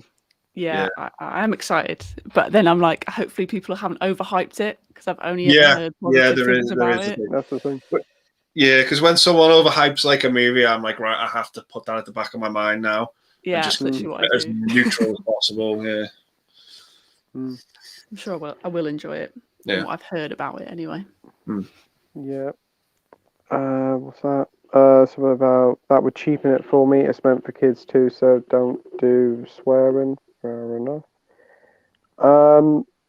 Lisa says, haha, I could do a whole live stream with the crush question too, Sarah. Yeah, I love that, Lisa. We'll do that. And she also says, The Last Duel, fabulous. It's a good film. Great Ridley Scott film. Yeah. It's probably his best one for quite a while. I'm yet to see House of Gucci. I'm very curious, though. I really... Is it? Oh. I saw it in the cinema and I was just laughing out loud, not deliberately. Right. I was just like, what am I watching? I saw it with my mum. She enjoyed it. She seemed to have got something out of it. I did not enjoy it at all. I love Ridley Scott and I was just like, this is so bizarre. So bizarre. But The Last Duel, which I watched afterwards, I thought was pretty good, actually. I went in with sort of different expectations of what I've heard of the themes and stuff, but I think they handled it pretty well. And like I said earlier, Jodie Comer is amazing in it. Yeah. So. It's kind of like that's Ridley Scott in a nutshell. He's very hit and miss. Yin and yang. He's just like he's really good or he's really shit. Yeah, and it's like Thelma and Louise is like one of my favorite films. Yeah, Thelma and Louise. Yeah, it's a great film. So. Yeah, never seen that. I did not like the Robin Hood film he did. Like that was painful. I think that's probably his worst film. For me. Yes. I did not like it at all. But I just thought it was boring. Struggled. Yeah, he's done like masterpieces like Blade Runner and Alien. Yeah. I'm glad people either seem to love or hate Gladiator as well. Like, because I think it's like a sort of a rehash of the Moses story a little bit. Yeah. Well, it still is a great spectacle. Yeah. It is. I agree. Koroshi says he would watch that stream. Well, we'll set a rival stream up with just about crushes. That's it. Lisa says, let's talk about beautiful people for a couple of hours then.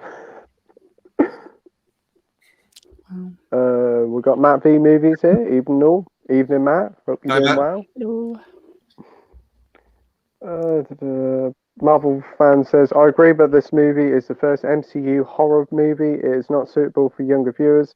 I heard Tobey Maguire might be in this movie.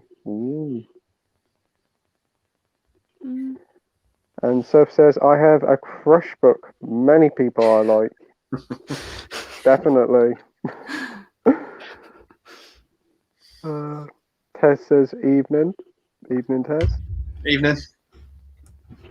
Lisa Love says, has anyone seen the trailer for The Black Phone yet? I saw it when I went to see Scream last night. I cannot wait for it.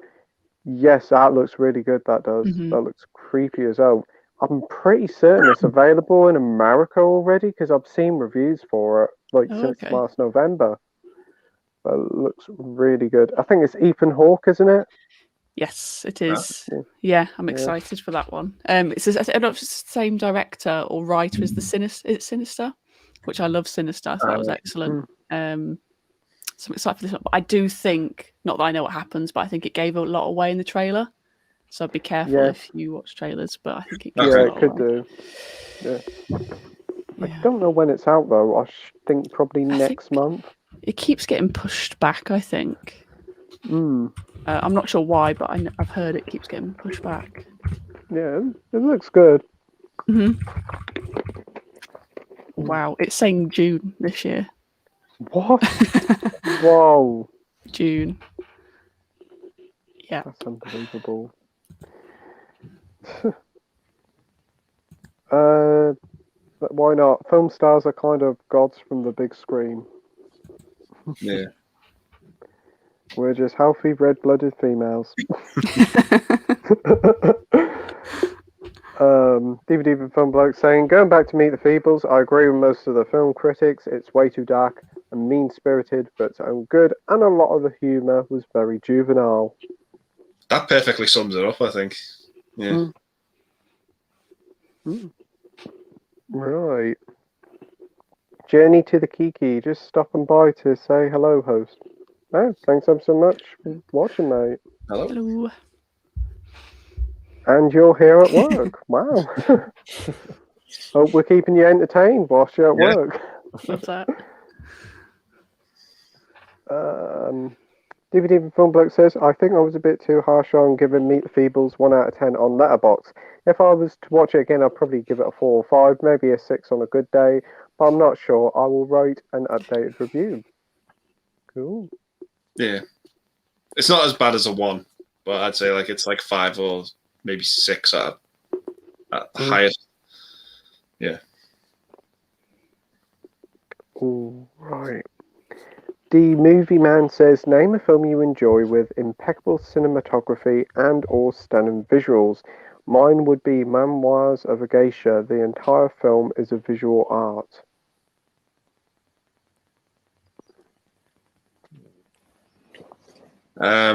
Blade Runner 2049. Yeah, that's a good shout. A good one.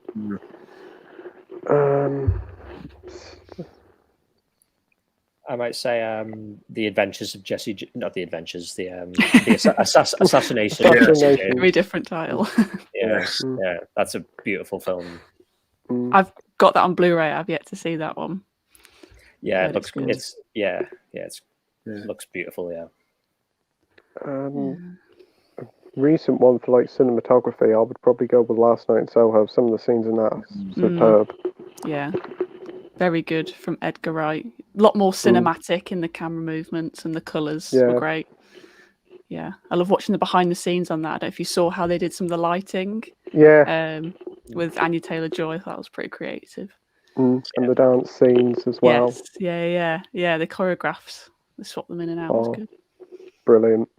Yeah. I think I would probably say, I was going to say Blade Runner 2049.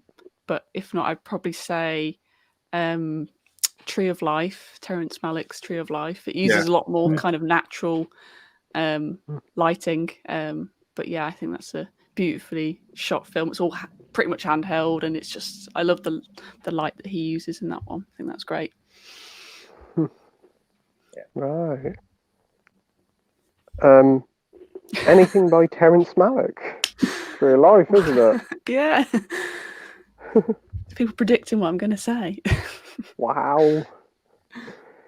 Right. Matt V Movie says, I quite like Book of Boba Fett. Not as good as Mandalorian, but nice to see what happens to him after Return of the Jedi. But not really a continuing series, just a character who could pop up now and again. Yeah. See, I think the beauty of Boba Fett was always the mystery behind him. I'm not really a big fan of seeing more of him. I don't know. I think it's kind of tarnishing him a little bit, but that's probably just me being very cynical. There's a sort of mysterious allure to him. You didn't really know much about him, and to have a series about him and learn more about him kind of takes away from it. Yeah, I can get where you're coming from. Yeah. Yeah, I've not seen either of those series. Not a massive Star Wars fan personally. But but yeah, I've heard good things about Mandalorian and Boba Fett, not so much. But I think it is exactly what you're saying there, Mike. I think it's what you were saying earlier about people want to see faces at the same time, but when it's a character you already know, I don't know if it's anonymity. You don't know who that is, but they're trying to sort of humanize that character. I guess it's different. Yeah. Right. We have Jules here. Hi everyone, just popping by to say hello. I'm not feeling well. Had my third COVID jab on Sunday and still not well. Sorry to hear that, Jules. I really hope you get well soon. Get well soon, Jules. Right. Matt V Movie says Venom Let There Be Carnage failed to deliver time for Sony to hand over the reins to Marvel.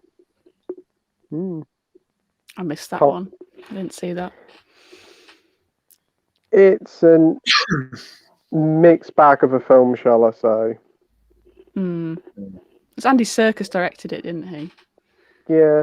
There's some decent action scenes in it, but it's far too quickly. It brushes past so much what could be a decent story to just fit 90 minutes.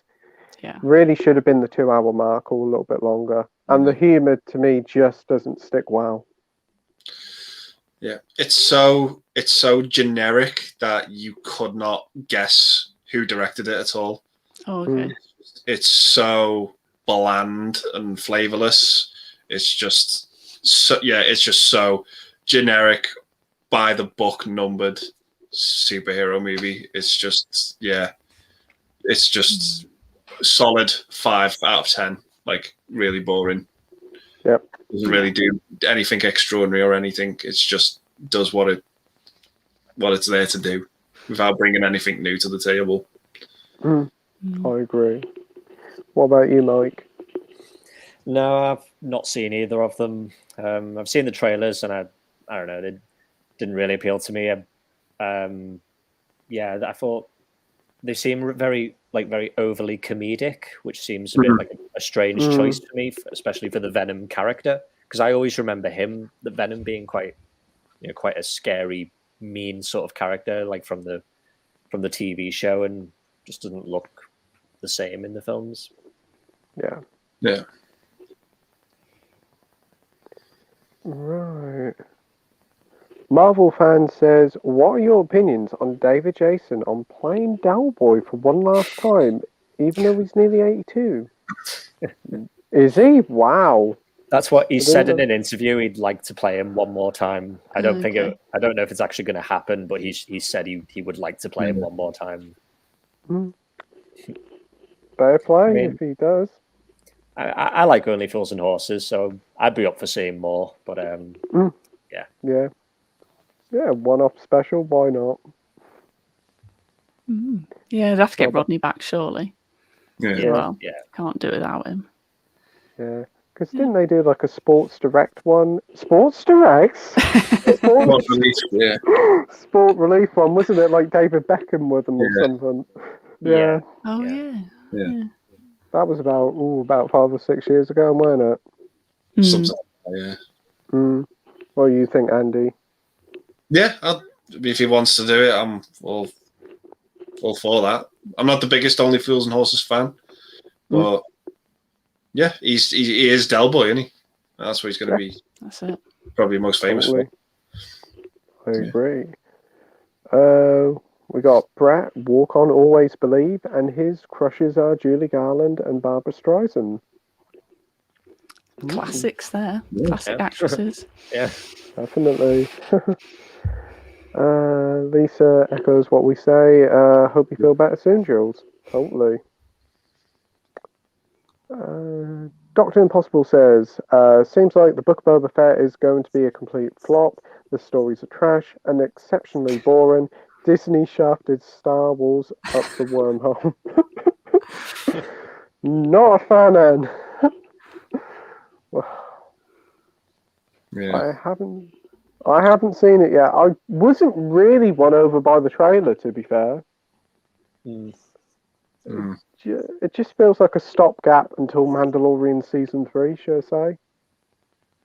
Yeah. Yeah. I'm kind of intrigued by the Kenobi show. I hope that is not like the Book of Boba Fett. Like, I just hope that's going to give us a good, focus on the character, and give us some good stories. Yeah. Because it's just what Disney are struggling to do at the minute. I think they're just struggling to create original Star Wars content. Yeah, they're kind of rushing the content rather than the quality. Yeah. Be it, I think, Marvel or Star Wars or anything like that. Any original content, they seem to be rushing it. Yes. Thinking everyone needs to, as soon as something ends, you need to watch the next thing starts in a week's time or 2 weeks' time. Yeah. That's where they're slipping a little bit. Yeah, I agree. But they got to get their money back on their massive investment, obviously. But then they're not using the license really well. They're not using the property very well at all. No. Edward says, shared you out. Thank you ever so much, mate. Matt V Movie says, thoughts on the new Resident Evil film? I didn't mind it. It's not as bad as I was expecting. Hope there's a sequel. I watched about 15 minutes of it and I just stopped watching. I think it wasn't that great, but I will go back and watch it. I mean, the Mila Jovovich films weren't the greatest, but they are a lot of fun, especially the first 2 or 3. So I'll give it a go. Have you seen it, Andy? Nope, not seen it. Not in a rush to either. I'm just not a big fan of those movies. I like the first 2. Yeah. Okay, like I like them okay. I don't think they're great or anything like that, but I'm just not in a rush to see this one. Yeah. What about you, Mike? No, same. I'm not seeing it and not really that interested. And what about you, Sarah? Yeah, I missed this one. I didn't go and see it, but I do want to play through the games because I've never played them. So I'm going to play them this year, and then might come back and watch the films after I have a bit more context of the original source material at least, and then go and watch them. The Mila Jovovich films have very, very little to do with the games. Yeah. Probably the first 2 do, but you're in for a treat with the games, especially if you play the remake of 2 and 3. Yeah, I'm gonna play the remasters of those ones, definitely. Matt V Movie says, heard the new Batman film is nearly 3 hours long. Is it me or are these films getting longer? The Snyder Cut was 4 hours, so I suppose it's quite short compared to that. But yeah, I think the minimum now is like 2 hours for most films, isn't it? 2.5 hours seems to be these days. Yeah. I don't mind how long it is, just as long as it's good. Yeah, That's like what you the said main with Boogie Nights, Andy. Yeah. If the pacing's right, it works. Yeah, because like I love a movie that goes like 3 hours long because it just shows it's like the creators have had so much content and they want to like do the story justice. Like one of my favorite movies that's 3 hours long is Heat. Like I just absolutely love that movie. It's like one of the best action movies and it just doesn't hold up. The performances in it are great. Same with The Wolf of Wall Street. Like that's 3 hours long and it doesn't feel like 3 hours. Like if a movie's 3 hours and it doesn't feel like 3 hours, it's doing something right. Yeah, it's done its job. Yeah. The runtime doesn't bother me as long as it doesn't feel like 3 hours. Like there's movies I've seen that are like 80 minutes long and they felt like 3 days. Yeah. Like trying to finish it, As long as it's good, the runtime doesn't bother me. Yeah, because you've got films like It Chapter 2, which is like nearly 3 hours long, and that really felt like it. That was a slog to get through. Yeah. But Snyder Cut honestly didn't seem too bad for like 4 hours. And there's like another long film I quite like, Dances with Wolves. I think that's like about 3 hours long. That's a great film. What about you, Mike?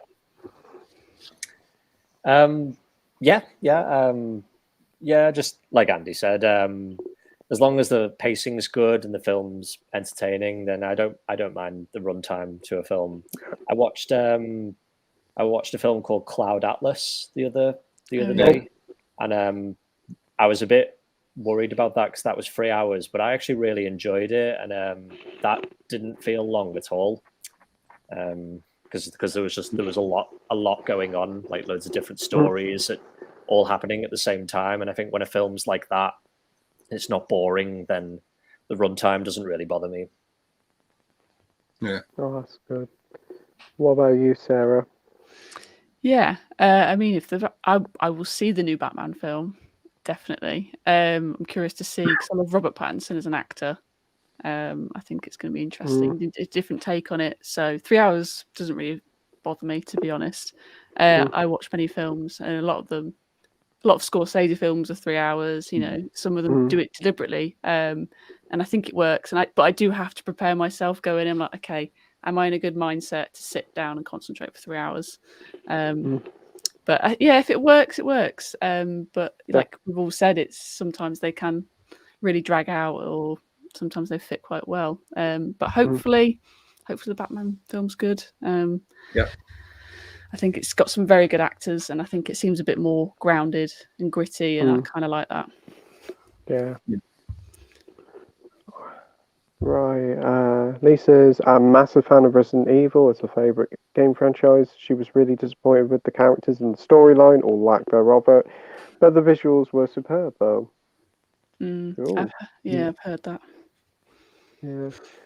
Matt went in with low expectations and didn't mind if the characters weren't like the game, but it had a game feel to it. Cool. Peter says Rosanna Arquette for me in the 80s and 90s as his crush. Yeah, I agree with that. Yeah. Yeah, I know who she is. Lisa also says, I was very impressed at how close they got to the games, even how the zombies move when they were shot. I'll probably have to give it a go, and I'm not expecting much, but hey. Brett says, what is your favourite 3 horror comedies? Horror comedies, yes. Mine are Tormented, Fanged Up, and Doghouse. I haven't heard of any of them. No, I don't know those. I think Shaun of the Dead is a good shout. Probably. Yeah. I would say, I've just lost them. Oh, probably any of the first 3 Evil Dead films. Return of the Living Dead as well. That's a great horror comedy. Yeah. I don't know if I'd put the original Fright Night. It has comedy elements in it. Maybe not quite as much as those other films, but I'd maybe throw that in there. Yeah. Any other ones? What are you, Andy? Tucker and Dale versus Evil. Oh yeah. Oh yeah. I still need to see that one. Yeah, that's good. Yeah, that was good. Yeah. I'd throw in there as well an absolute classic for me. I mean, it might not be, the most conventional in terms of horror, but Ghostbusters. True. Yeah, I guess that's it. It's borderline, but yeah. I'm just trying to think of some more.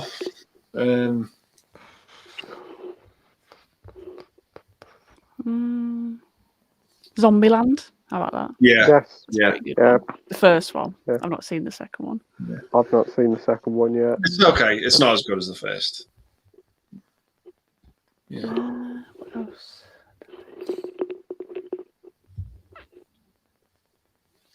I've got one in my head, but I just can't think of it. Elvira, Mistress of the Dark. Yeah. Beetlejuice. Yes. Yeah. Beetlejuice, definitely. I watched The Final Girls quite recently. Oh yeah. That's quite a good one. Kind of has a time loop element, also a bit, satirical and kind of plays on the horror tropes. But yeah, I quite like that one. Yeah. I can't think of any other ones. Can you guys? Maybe Scary Movie. Yeah, I was thinking that. Yeah. I like the first 2. I only like the first one. Yeah, no, that's fine. Yeah. Because I watched the second one last year, and I was like, it's not as good as I remembered it. There's parts of it that doesn't hold up, but I just absolutely love Tim Curry. anything he's in, he just turns it to gold. Like that is true. He's brilliant in everything. Yeah. But the first one's probably the best out of that whole franchise. Yeah, I think so. Matt says, I tried to watch Don't Look Up, switched it off after an hour, didn't like it at all. That's the Netflix one. Yeah, I can understand that. I watched it and I did not like some of the characters in it at all. Like Jonah Hill and Meryl Streep, I hated. I just couldn't get behind them at all. They just annoyed the shit out of me, if I'm honest. But yeah, I actually really liked Jennifer Lawrence and DiCaprio in it. But everyone else I wasn't really too big on. Right. You seen it, Mike? No, not yet. I'm interested to see it based on the reception it's had, because some people seem to really like it and some people hate it. Yeah. So, yeah. And you, Sarah? Yeah, I saw it. I think I saw it after probably a week after it came out, and I heard mixed reviews, and I went with very low expectations, and I kind of enjoyed it. Like maximum, like 3 out of 5. Like in terms of enjoyment. A bit too long as well. I would say it's 2.5 hours for a comedy, which is quite long. But yeah, I think some of the side characters were some of the best. Like Kate Blanchett was great. I like that sort of commentary on news broadcasting. Leo was great. Great to see him in a different type of role. Yeah, there's good elements, but it's not his strongest writing, and he directed it as well. So I think that's where it sort of falls flat. Yeah, it's not Adam McKay's best. No, right. I haven't seen it, but definitely want to give it a go. It definitely seems to be a polarizing film. Yeah, it's very Marmite, I think. Ted says, "Okay, give it up. Star Trek or Star Wars?" That's so hard. It's so hard. I think growing up, it was always Star Wars. Yeah. But over the last few years, I've really grown to like Star Trek. Yeah. I found like a new I found an appreciation for Star Trek. I think Star Trek is I think Star Trek is kind of, I think you can appreciate it more as an adult. Like when I was a kid, I just didn't like the TV show because it wasn't fun enough. I don't know, like a lot of the episodes just seem really, I don't know, like they had a lot of like adult themes in it, and I just didn't really get it as a kid. But now I get it a lot more. If someone said to me, right, would you, gun to your head, would you right now watch the 10 Star Trek movies or the 9 Star Wars films? I would choose the 10 Star Trek movies. Because out of the Star Wars movies, there's only 3 I really like. Whereas the Star Trek movies, I got enjoyment out of all 10 of those films. I know some of them are better than others, but I got enjoyment out of all 10 of those films. Yeah. Do you prefer the world building in Star Trek or Star Wars, would you say? See, this is the problem. It's too. I feel like people love the world of Star Wars, but they haven't. You know, especially the last 3 films haven't been great. But because people are so absorbed in the world originally created, people still love it, I think. Yeah. That original trilogy is so perfect to me. Like it is, I hold it in such high regard. It's fantastic. It's what I grew up on. It still holds up. It has stood the test of time, and I think it will stand the test of time even more so. But I just think it's a franchise that's been mishandled so badly. Yeah, I think that's right. But with Star Trek, I can watch those 10 movies in a row and just have an absolute blast. That's the only thing. I'm just the great sci-fi movies that I'm just entertained by. Like I may not connect with all the characters in it or get what's completely going on 100%, but on a visual level, on a technical level, on an acting level, I just have a lot more fun over a longer period of time watching them. There's pros and cons to both of them. Yeah. That's the issue. They both deserve to exist, and they both bring different things. It's so hard to choose. Yeah. But I might have to give the edge to Star Trek just because it hasn't had the tarnish that Star Wars has. That is the thing. It's only by a hair, but yeah. Yeah. I'd have to give it a Star. What about you, Mike? Yeah, at the moment, I would say Star Trek. Like I said, I didn't grow up with it at all. But when we had the first lockdown back in 2020, and we were all confined to our homes, I decided to just watch everything Star Trek, because I think most of it is on Netflix. Like every single one of the TV shows is. Yeah, and I just decided to watch all of it, and I absolutely loved it. So it kind of feels the more fresh in my head as well. I've kind of fallen behind with a lot of Star Wars stuff now, like all the TV shows and all the spin-off movies that they're doing. I think they've just kind of milked it a little bit. I mean, definitely that original trilogy will always be special to me. And if you were to ask me to choose between Star Trek and the original trilogy of Star Wars, then I would probably say Star Wars. But as a whole, it would probably be Star Trek.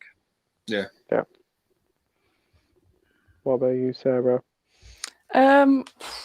Gosh, I think I've said I'm not a massive Star Wars fan, but I was like prime audience for the prequels.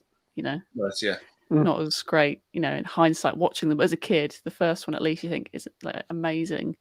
But again, at the same time, I remember growing up with Star Trek Next Generation on. Like that's where I first saw Patrick Stewart. Like it was always sort of on in the background. Again, not really understanding the themes, exactly like Mike said. Not really sort of attaining those. And then in terms of the films, the Star Trek films, I've only seen like the J.J. Abrams sort of trilogy kind of thing. I've never seen the original films. But I enjoyed at least 2 out of those 3. I thought they were pretty good. Again, sort of taken from the original material, having its own sort of story. But yeah, so I guess what I have seen of Star Trek, I've enjoyed everything of, really. Whereas Star Wars, like we said, you could group them off into each trilogy. Each trilogy. Look at it like that. But yeah, I guess I would say Star Trek as well, actually. It's just the more consistent franchise, I think. Yeah, that's true. Yeah, for me, I haven't really seen much Star Trek. I've seen a few episodes of the old stuff, and I actually really do enjoy it. I've seen some of the Next Generation stuff and the J.J. Abrams films, and honestly, I like the trilogy of those films. I don't think they're too bad. But for Star Wars, such a brilliant universe, so many ideas, but so inconsistent. That original trilogy is perfect. It has the highest highs, but as well as the lowest lows. Yeah. So I'll probably say Star Trek. Clean sweep. Yeah, definitely after The Last Jedi, but I'm not going to fall down that rabbit hole. Brett says, what is the oldest talking picture in your collection? So what is the oldest film in your collection? Casablanca? The oldest film in my collection, it's not a talking, it's a silent movie. Trip to the Moon from 1902. Yeah. But I think I've actually got the first talking movie, I think, which is Jazz Singer. I can't remember what year it came out. But yeah, I do have that one. I think that's credited as like the first one. Yeah. Cool. What about you, Mike? The oldest one I can think of in my collection is probably something like the original Dracula. But I know I've seen older films than that, but I don't think I've got anything as old as that in the collection. Yeah. I think, I've got that in the collection, and also that probably would be mine. That came out before Casablanca, didn't it? Yeah. We're talking the Bela Lugosi one. Yeah, it was Bela Lugosi one, 1931, I think it was. 1931. Yeah. What about you, Sarah? I mean, of the small collection that I have, I guess technically the oldest one I have is The Wizard of Oz. Even though it's in Technicolor, it's probably the oldest one I have. Yeah. So yeah, it's a good one. Yeah. Peter Stone's Silence says Lisa loves I Do Too well. I wish I could travel back 30 years in time and sleep with her. Wow. Okay.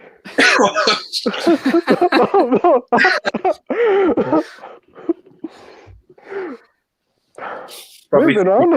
Probably feels better after getting that off his chest. I think he did. The movie man says, would you say 2021 was a solid year for films, or were you mostly underwhelmed? If not, were there any specific films you were intentionally excited for that you found yourself underwhelmed by? The Move Man comes in with some tough questions. Good questions, but tough questions. I think 2021 was a solid year for films. There was a lot of big surprises like Cruella, Free Guy. They all really surprised. And there was a lot of original films like Malignant, Last Night in Soho, and we also had another round, but that's like 2020, but it got delayed, didn't it? But there was a few disappointments. I thought Halloween Kills was disappointing. I wasn't a big fan of the new Candyman reboot, to be honest. Yeah, I agree. I know a lot of people were. Some people liked it, some people didn't, but that didn't do it for me. Fast and Furious 9, that was disappointing. And less said about Home Sweet Home Alone and Space Jam: A New Legacy, the better. Wow. What about you, Andy? I just think I thought last year was solid with what we had. I thought it was a sort of a great return to form because of 2020.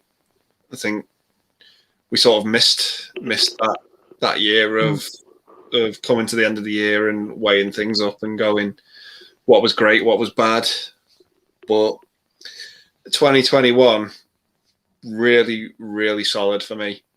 The standouts, No Way Home, Ghostbusters Afterlife, Last Night in Soho, Mitchells versus the Machines, Nobody, Malignant, Cruella. I'm just looking at my pile of what Free Guy.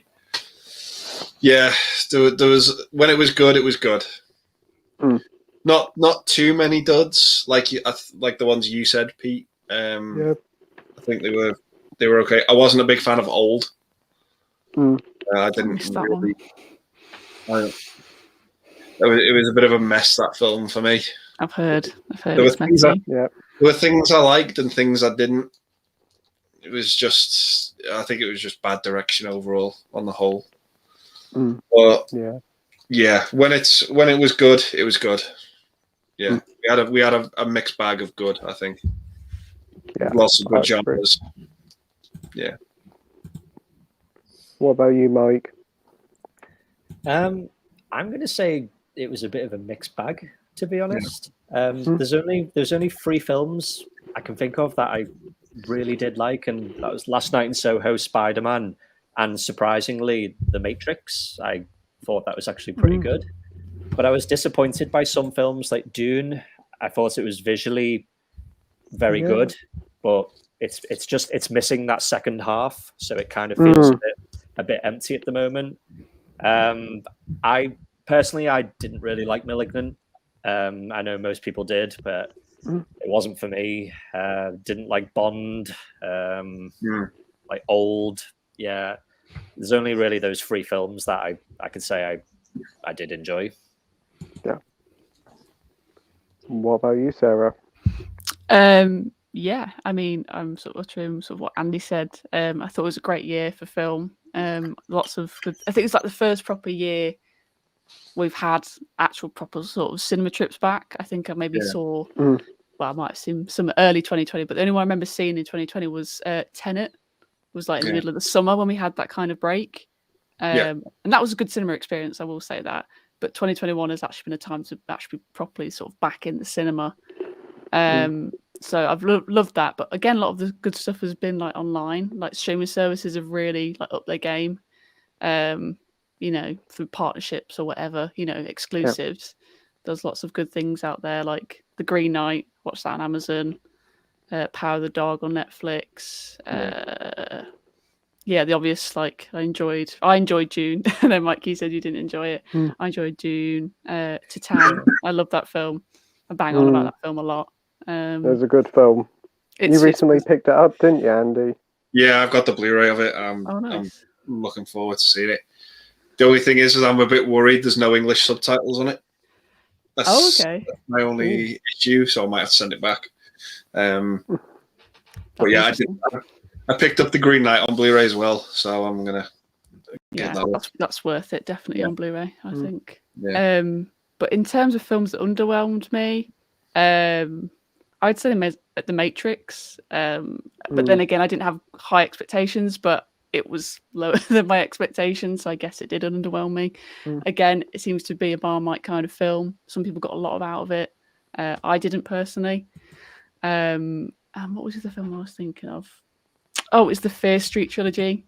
I didn't like it that much. I know I liked kind of what it was doing, especially in I think it was the middle one, and kind of that sort of 70s kind of horror cabin summer camp. Liked that, but as a whole, I didn't think they were great. The gore was good, violence was great, but I don't think it was a great trilogy, in my opinion. That's cool. DVD Before Bloke says Star Wars, but it was hard to pick. I wasn't keen on the original Star Trek series. 4 and 6 were the best movies. And with Star Wars, the original trilogy is the only one worth watching. Yeah, fair enough. Lisa thought it was a great year for movies. Yeah, I think so. Matt says, what's your most anticipated film for 2022? The Batman. For me. Good choice. If I had to pick one, I'm probably going to get a lot of hate for this. other than the Batman, and I'm picking this movie because it's a sequel, and the director has made 2 of the best sequels of all time. I'm going with Avatar 2. Ooh, that is an interesting pick. Yeah. Because I don't want it to be a rehash of the first one, because that first one, I think it's a story that's been done to death in Hollywood so many times, and that first movie didn't really bring anything new. I hope to God he doesn't repeat the same thing and he's coming up with a new original story, because Terminator 2 and Aliens are 2 of the best sequels ever. And you know, the last movie James Cameron did that wasn't Avatar was Titanic, and that was about 25 years ago. Yeah. Is he gonna be as good, you know, as he was back then? You know, we've had one film of him in 25 years since Titanic. And, you know, I hope it's a return to, I don't want to say return to form, because he hasn't made anything, but I hope he's going to deliver the caliber that he normally does when he makes a movie. But yeah, I'm so intrigued as to what this movie is going to happen, because I think it's been the movie that has taken the longest to make and has been at the forefront because of that. Yeah. That I'm just, it's impossible not to be intrigued for me because of this guy's track record with sequels. I have to be intrigued by it. Because not much has been said about it, just that it's coming. It's been delayed, and we're getting several hundred sequels as well. He's putting everything into it. It's probably the only other films he's going to ever work on for the rest of his life. Yeah. So it's going to be interesting, and I can definitely see where you're coming from, Andy. Yeah, for me, it has to be on that par of Terminator 2 and Aliens. I know that's a big ask, but it sort of, when I watch it and see it whenever, it has to be up there for me. Yeah. Yeah. What about you, Mike? Probably Mission Impossible 7. Yeah, Is it? good Yeah. shout. Yeah. Yeah. Sarah? I would probably say The Northman. Ooh, Sort yeah, of love what yeah. Robert Ooh. Eggers has done thus far, and there seems to be everyone from The Yeah. Witch and The Lighthouse all in this one, plus more. So I'm excited. It seems a little bit more grounded initially. What I got from the trailer, a bit more sort of based in sort of Nordic kind of history, but there's got to be some kind of horror element to it, and I'm curious to see what he does with it. Yeah. Cool. We've got Stacey Stevens here. Hello from me and Carl. Hey Stacey, hey Carl. Hope you both well. Stacey. Hey guys. Dr. Impossible says, have you seen any of Larry Cohen's films? The Stuff, Q, Winged Serpent, It's Alive, and with Vampire Babies? Never heard of any of them. No, I don't know them. No. He directed a film called it's a sequel to Salem's Lot. Oh yeah. Called Return to Salem's Lot, and it is Oh, without a doubt one of the worst films I've ever seen in my life. But I do like The Stuff. That's a pretty good movie. Yeah, I like The Stuff. He passed away not too long ago as well. Yeah, I actually do quite like The Stuff. Yeah, it's a good little horror film. Yeah. It's the classic kid knows there's a monster and nobody will believe him story. Yeah, it's a lot of fun. Yeah. Don't know them. Yep. Peter also said about The Stuff as well. Matt V Movie says, if you could pick a favourite film from the 80s, what would it be? Oh gosh. That's impossible. Too many good films in that decade. Yeah, there is. I know. Last American Virgin. Yes. I don't know that one. Oh, That film will, like Sophie said, it will break you. Oh no. definitely. Yeah. Only because I'm only saying that because it's so it's not the generic answer. Yeah. Yeah.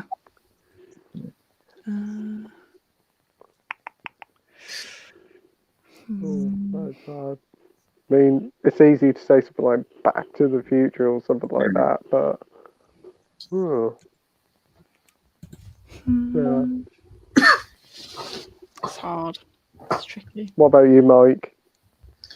Beetlejuice, probably my favorite from the 80s, or Blade Runner. Good. Yeah. Yeah. Empire Strikes Back. Yeah. Yeah. So many. Yeah, I'm just gonna probably say Back to the Future or something like that. And yeah, I could probably think of a sort of hidden gem straight off after the stream. Yeah. Something like The Terminator. Yeah, perfect film. Yeah. Ooh. Die Hard. Yeah. I don't know. Is the Labyrinth 80s? Yeah, it Okay. is. Yeah, I used to love that. I love the Labyrinth. I've got a print on my wall. That's why I'm looking at it. I'm like, is that 80s? I think it is. Yeah, definitely. Love that. Jennifer Connelly, isn't it? And Yeah. David Bowie. Yeah. Yes, that's it. Brilliant film. Love it. Yeah, it's good to go back to. I enjoy that one. Peter says, my stepmother is an alien. I kept suggesting it to Arrow in their survey and Facebook comments, and they've ended up releasing it. I'll take credit for that. Wow. It's not a great movie. No, that's one I'll pick up, but I'll wait until it goes on sale. Yeah, it's okay. It's got a good cast. That's the best thing about it. Yeah. But you hated Back to the Future, Andy. Yeah. Deep breathing. The second half of the question is hard to pick, possibly Easy Rider, but the first part is E.T., maybe Jaws. Not to say that I didn't like Jaws when I first saw it. It's became one of my all-time favourite films on a rewatch. Well, don't worry, because I love Back to the Future now. It's my favorite trilogy of all time. I love it. Yeah. Pete says RoboCop 2 is pretty good, but he hasn't seen 3. I think RoboCop 2 is like the perfect movie if someone hasn't seen it to go into, and if you've seen it, you'll either love it or you'll hate it. Yeah. It's like there's no middle ground. It's like you know, your glass will either be half full or half empty when you watch that film. Cool. Dr. Impossible watched the stuff last week. Slight turns of Invasion of the Body Snatchers and The Blob with yogurt. Not bad for a late night watch. Cheesy. Yeah, it's very cheesy, but it's fun. You've sold me at yogurt. Yeah, it's so daft the way like this substance like comes from Earth, and then like the next moment it's completely commercialized and sold on so quickly. DVD and Film Bloke says Fargo is another one I didn't really get when I first watched it, but I fell in love with it on a rewatch. Same. I'd say that for a lot of Coen films. I think the first time I watched a lot of them, I didn't really like them, but I love most of them now. Yeah, I didn't like Big Lebowski the first time I saw it. I love it now. I think same. Yeah.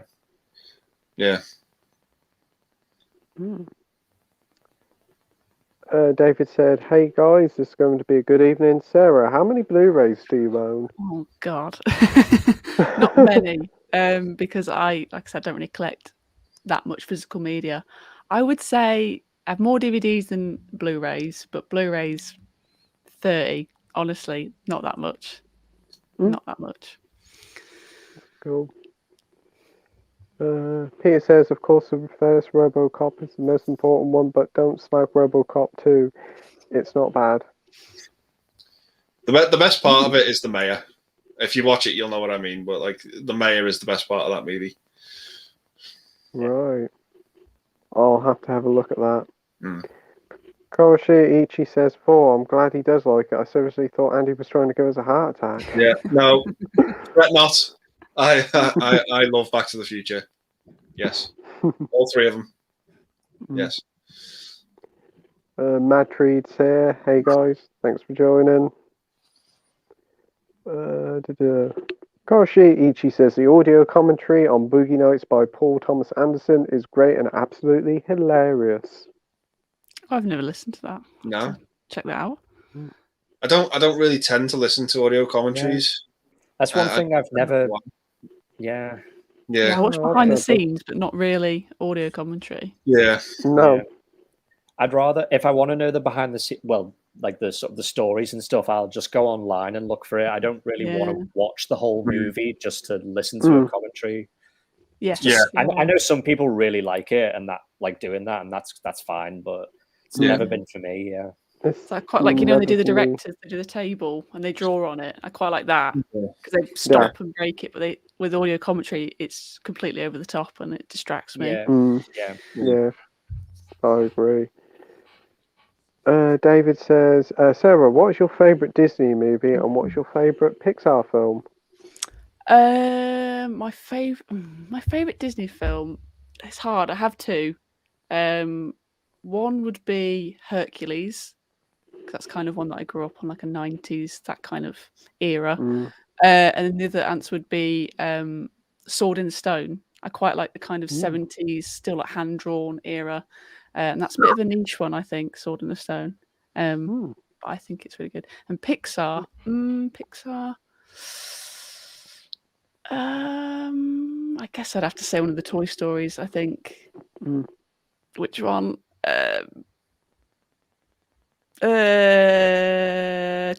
I'm going to say 2. Toy Story 2. Yeah, I like it. Even if people don't like it, I like it. That's a great film. Yeah. Toy Story 2 is my favorite Pixar movie. It is. Same here. That's a really good answer. I love the Wizard's Duel in Sword in the Stone. It's so entertaining. Yeah, I love that. It scared me as a kid. Madam Mim scared me. But and the squirrels, I love that bit. Well, that's heartbreaking. It's so sad, the squirrels, I love it. I think it's great. Great picks. Marvel fan says, I don't like Hulk 2003, but I like the Incredible Hulk better. But thing is, why does the Hulk grows 9 feet tall when he's even madder, while the MCU Hulk only grows 8 feet tall? I don't know. I've never measured the Hulk, so I don't know. I think they made him a bit smaller, so it just kind of feels a little bit more realistic, despite how far-fetched it is. Just feels a bit more grounded to have like a bit more of not over the top sized Hulk. Yeah, I think you're right there. Yeah. Edward says, did you hear that No Time to Die is being re-released in IMAX to celebrate James Bond's 60th anniversary? No, Doesn't surprise me. They're going to do something. I'd rather they release a different Bond film in IMAX than that one. Yeah. To celebrate it. Yeah, License to Kill. Yeah. Or a new remaster of Doctor No, as it's the first one. Yeah. It's not my favourite Daniel Craig film. Definitely very mixed. Yeah. Matt says, favourite sci-fi horror film, excluding the Alien franchise, either Event Horizon or Sunshine for me. Sunshine is very good. That's a Danny Ball film. I was going to say Event Horizon. I've never seen that. I might say the Invasion of the Body Snatchers, the 70s one. I think that's a terrifying film. Just the idea behind it is pretty horrifying. Yeah. And maybe The Thing, if it's some definitely, sci-fi. Definitely The Thing.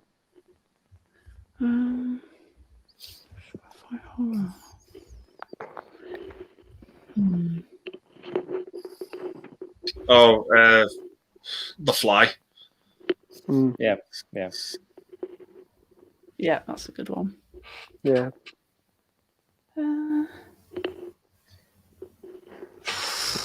I'm not sure. I think I would go with The Thing as well. I think that's top notch. Yeah.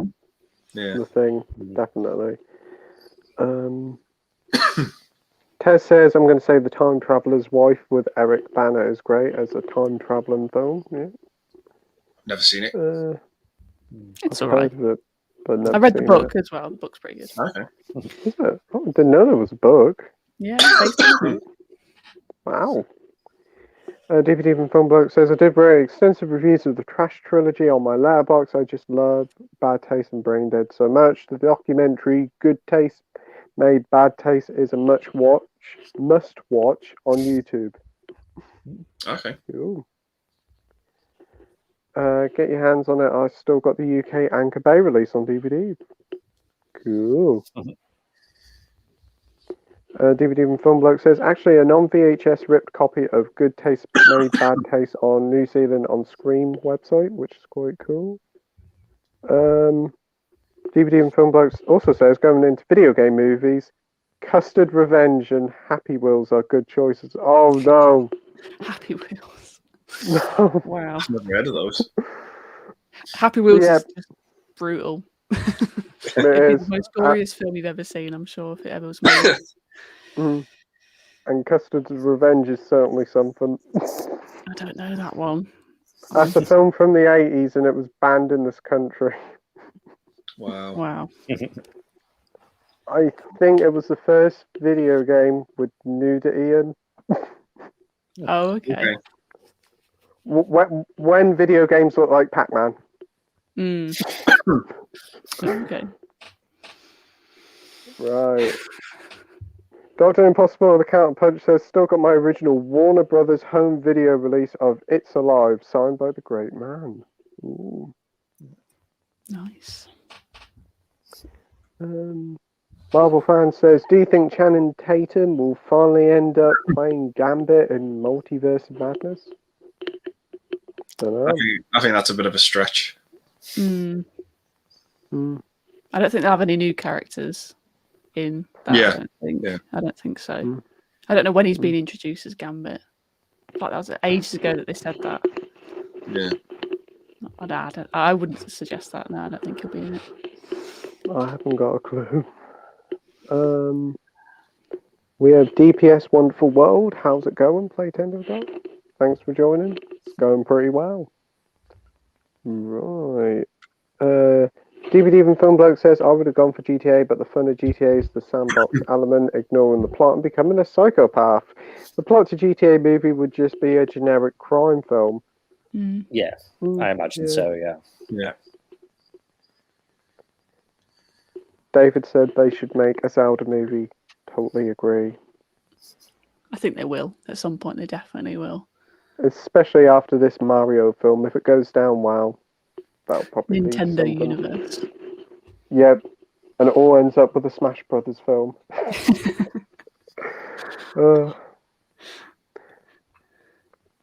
Peter says, I'm constantly baffled by all the stuff Playtendoguy hasn't watched.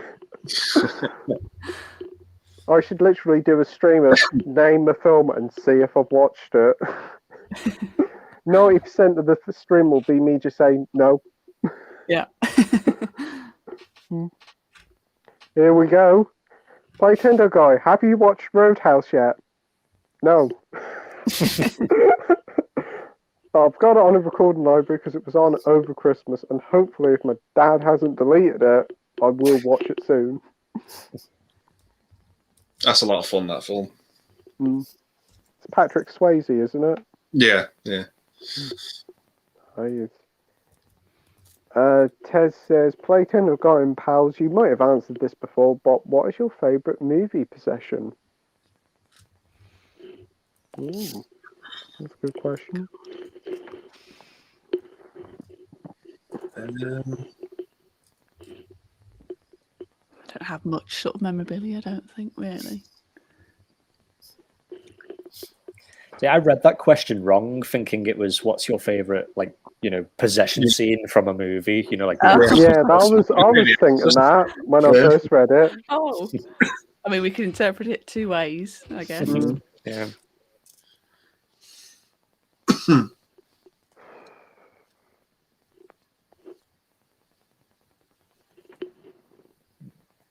I'm just going to say a Star Wars statue. What are you going to say, Andy? Probably the despecialized Star Wars. Right.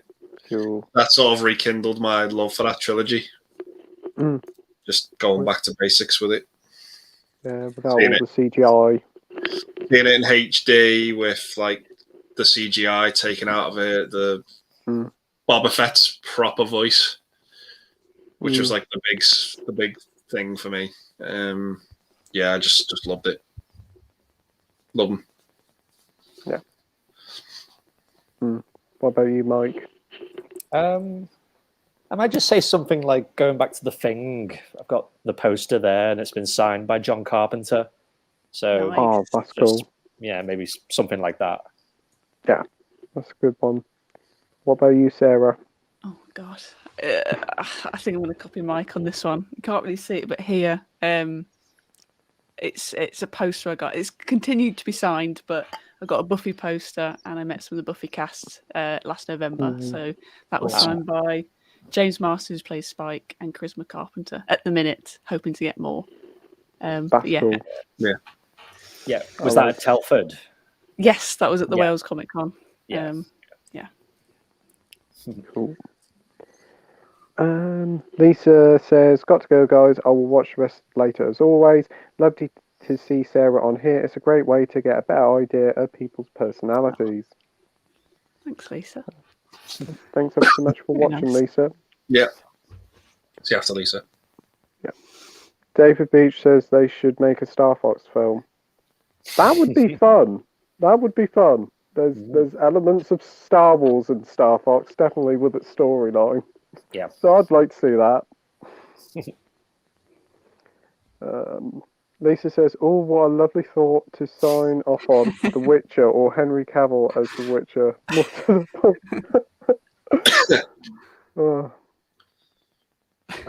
Peter says, bye. I'll see you in a stream here again, I hope. Yeah, Lisa's coming on next week. She's a special guest next week. Amazing. Yeah. Marvel fan says the Karate Kid 2010 remake is rubbish, but Karate Kid 1 to 3 plus the next Karate Kid is better than the remake. I've never seen the remake. That's got Will Smith's son and Jackie Chan. Oh yeah. Yeah. Justin Bieber did a song on it. I remember that. God. Wow. Oh, Yeah. oh, well, I'm definitely skipping it. Oh. Yeah.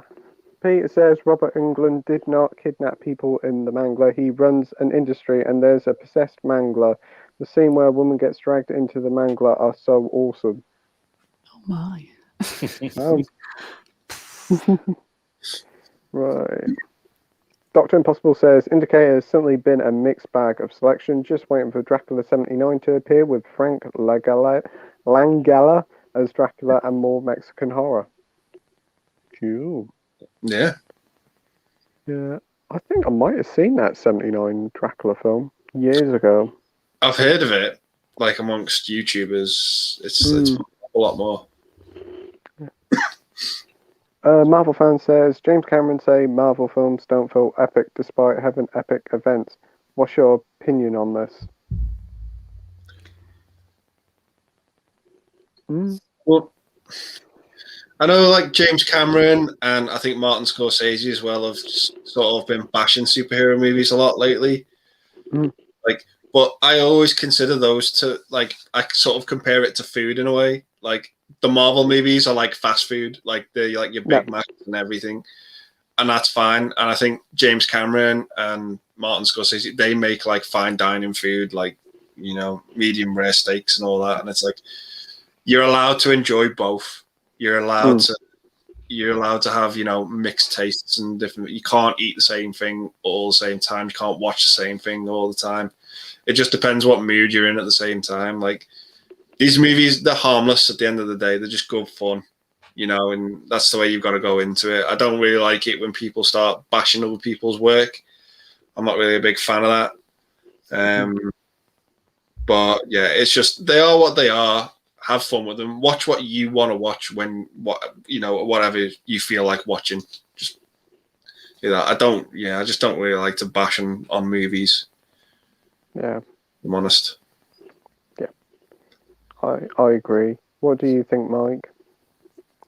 I mean, I'm kind of two minds because I can see where they're coming from, but then at the same time, I know that like I think there's people who love the comic books and like love these movies, and if people find these movies epic, then that's fine. Then they do. I personally don't get it as much as other people, but that's mainly because I'm just not really as big a fan of these types of movies. But I don't know if people find them epic, then they're epic for them. It's fine. I'm fine with that. Yeah. What about you, Sarah? Yeah, exactly what the both guys have said. Really, it's they're sort of film blockbusters. They're popcorn films. You know what you're going to get with them. I think by now, and you can enjoy both. Yeah, exactly.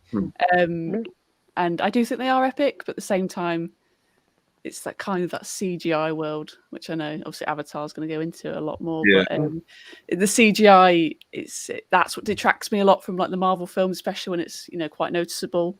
But yeah, I do think they are epic. I think they are. Yeah, I think what they're able to do and bring so many different characters, and generate these worlds and battles. I think they are epic. Yeah, I think it's. Whatever floats people's boat, but I think they still work in a sort of action, sort of cinema kind of way. Yeah. Has James Cameron seen No Way Home? I thought that was pretty epic. I doubt he's seen it. No, but his kids are interested. That's true, but as like Marvel films, there's some of them that do feel epic, like No Way Home, Endgame, that sort of stuff. Yeah. But again, like as you say, Andy, it's fast food sort of food. It's easy watch. You can put one on in the background and just enjoy it. But it is nice to have a mix of both. But I don't really like it when they like these directors slag off this, that, and the other. Yeah, I'm not a fan of that when they do that. Yeah, a bit petty in my opinion. Yeah. I agree. Peter says Boogie Nights is amazing, almost as good as Roadhouse. I wouldn't say that. Can't compare. It like I agree with the first half of that first sentence. Like yes, 100%. But yeah, no, it's miles better than Roadhouse. Like I still enjoy Roadhouse, but yeah, Boogie Nights is like to me it's flawless. Like there's nothing I can say wrong about it. Right. We've got Danny from This Is My Life. Hey guys. Hey Danny. Hope you're doing well, mate. Hello. Hey, Danny. Brett says I kick ass for the Lord. Yes, that is. I said before, it's from Brain Dead. It's the priest. Like this. Yeah, he tries to fight these zombies, and that's what he says before he fights them. Yeah. Dr. Impossible says a lot of you are way too young to remember Metal Mickey on ITV and Airwolf with Jan Michael Vincent and Jerry Anderson's Terrorhawks. I have seen episodes of all three shows. I didn't mind Airwolf. I thought that was pretty fun. Terrorhawks is really good. Similar sort of thing to like Thunderbirds, isn't it, with the puppets? Right. And Metal Mickey is like a kids show with a robot or something. It's very bizarre, very 80s. Never seen any of them. What about you, Andy? I've heard of Terrorhawks, but I just cannot place any images to it at all. I've heard of it because Jerry Anderson was just like the master of puppetry. Yeah, he'd done hordes of shows. I think he did one called Space Precinct. That's like yes, he did. Yeah. That was one I really liked watching when I was a kid. What about you, Mike? No, I've heard of them, but not seen them. No. Wow, it must have made the first time I've actually seen something nobody else has seen.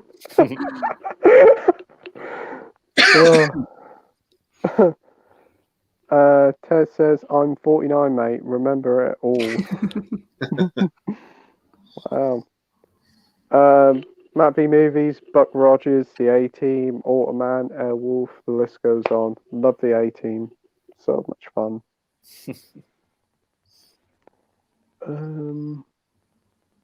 Dr. Impossible, I'm way too old now, 49, granddad status. Wow. Ted says, Automan like Tron but cheaper. Great stuff. Never heard of that one. I heard of Tron. I've not heard of Automan. Yeah. No, never heard of Automan. No. Also, Knight Rider, Chips, and Street Hawk. I know Knight Rider. Don't know the other two. I know Chips is like the police one, isn't it? Yeah, police sort of comedy thing, isn't it? Yeah. I do have 30-year-old kids though. Wow. Okay. Karashi Ichi says, so the only ones who aren't old pensioners are the four doing the stream.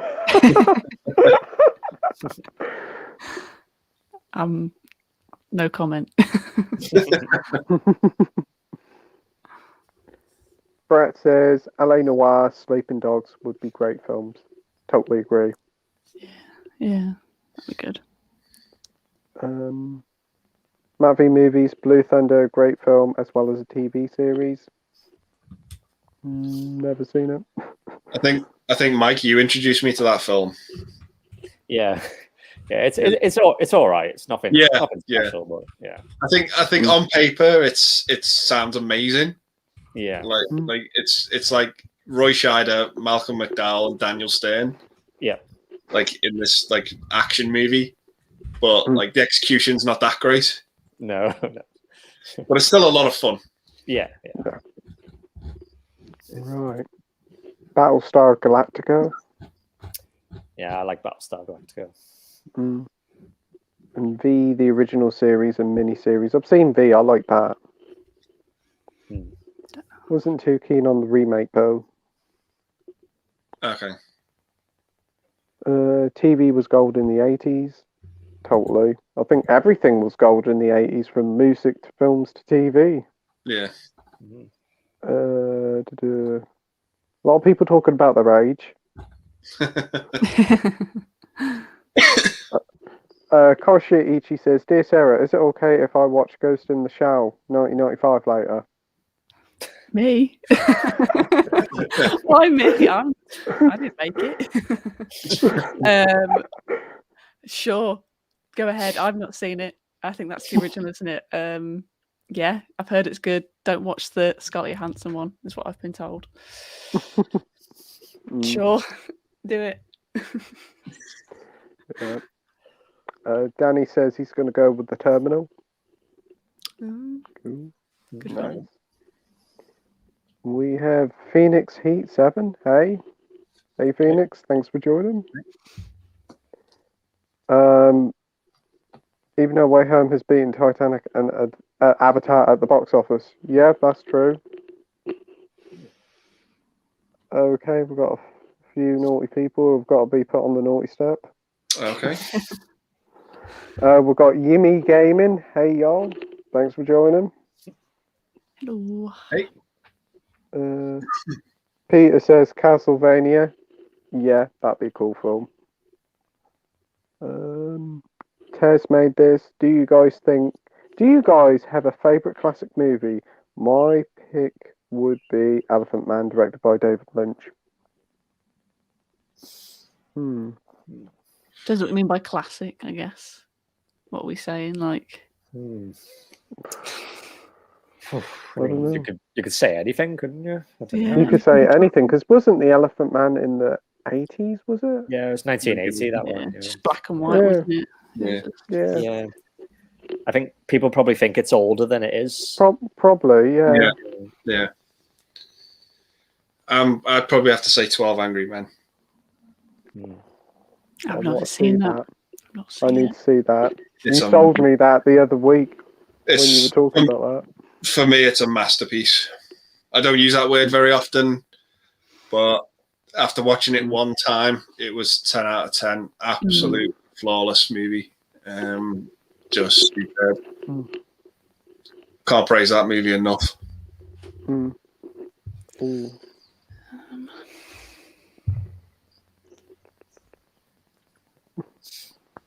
Try and think of old films. Yeah. I'm going to go with The Godfather because it's 50 years old this year, and 50 years to me means classic. So, yeah. Yeah. 50 years. Oh, God. Going by the same line as you, Mike, I'm just going to say Dr. No, because it's the 60th anniversary this year, isn't it? Yeah. Okay, if we're going on that, then I'll say 2001: A Space Odyssey. Yeah. Good pick. Yeah, I'm changing mine to that one.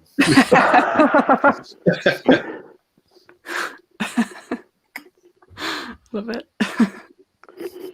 Danny says new Firefly series, as I just bought the original one and the movie. The movie was Serenity, wasn't it? Yeah, Serenity. Yeah. Yeah, it's a good series. Leonardo DiCaprio as Spidey and Arnie as Doc Ock. That's an interesting casting choice. I always wanted to see Arnie as Doc Ock. I think that was when James Cameron was supposed to make it. Yeah, I think that's who he wanted. Yeah. Oh my God. That would have been an interesting watch. Arnie as Doc Ock. Think of all the puns.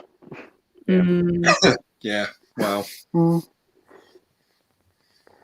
DVD from Film Bloke, Oh Lucky Man, and Scarface are my favourite 3-hour movies, and maybe Seven Samurai as well. Cool. All great choices.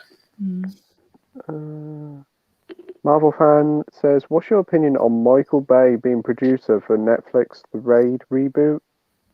Why are they rebooting The Raid for? Oh, I don't know. I don't know. And why Michael Bay? Yeah. Mm, I do not know. The guy just cannot make a competent movie. No. He's come close with a few, but he just it's the way he puts humor into movies. He's kind of atrocious. Transformers: Revenge of the Fallen humor. Oh, that is dreadful. It is. No, Yeah, it's not good. No. Why it needs a reboot, I never know, because the film is fantastic as it is. Or just Americanization, I guess. Yeah. Yeah. Right. DVD and Film Bloke says, I have Spartacus to watch. I just need the time to find it. Is that like about 4 hours long? I think it's about 3 hours. Yeah. 3 hours. Yeah. Oh. I always forget that's a Stanley Kubrick film. Oh, is it? Yeah. I think it's like a half a Kubrick film because I think he took over directing from someone else. It's probably the only one of his films that doesn't feel like a Stanley Doesn't feel Kubrick. like a Kubrick. It feels like a typical Hollywood film. Yeah. Tez says Michael Bay has delivered more in the way of action compared to James Cameron. Like Michael Bay would be great as like an action consultant, like putting like action sequences in stronger movies. Like if he wasn't, completely given the helm and allowed to do what he wanted to do, if he was brought in a bit, I think he'd actually make some entertaining stuff. Yep. Yeah, he doesn't have the whole package, I don't think, like in terms of story and characters. But like you say, he does action pretty good. Yeah, like his movies just make you feel numb. You just sort of are brainwashed. They don't trigger any thoughts or anything like that. They're just dumb things to look at. Yeah. My friend said to me, I describe Michael Bay movies in one word, and I said, what? He said, explosions. And that's about right. Sounds right. Koroshi Ichi says, a wise man once said, a great movie can't be long enough and a bad movie can't be over soon enough. Yeah. What wise words. Yeah. Marvel fan says the original two, the Raid movies, 2011, 2014 are classics. Yep, great action films. DVD Film Bloke says, fuck me, the chat is about an hour behind. Wow. We'll try and speed up. See this if. I agree with Sarah. I've found people who really like the film that they tried to explain it to me. I liked it, was a joke. I didn't understand it. I understood it, but it wasn't for me. That comment was about Don't Look Up. Yeah, very mixed film. Yeah. Someone's got to go on the naughty step again. Jill says, last question. Anyone seen the new Scream and what did you think of it? I really loved it. I haven't seen it yet. So what did you think, Andy? Yes, really liked it. Pleasantly surprised. Good start to 2022. Wow. Mike, have you seen it? Yes, you have, haven't you? Yeah, I really liked it. I wasn't a massive fan of the last film, so I feel like it's a bit of a return to form. But yeah, I really enjoyed it. Yeah. Sarah? Yep, enjoyed it. I think most Scream fans will enjoy it. If you come into it fresh, you might be like, what is this? But yeah, I liked it. It fits quite nicely after the second one. I think you said that as well, Andy. Second's the best sequel, and then I'd say this one, in my opinion. Yeah. Cool.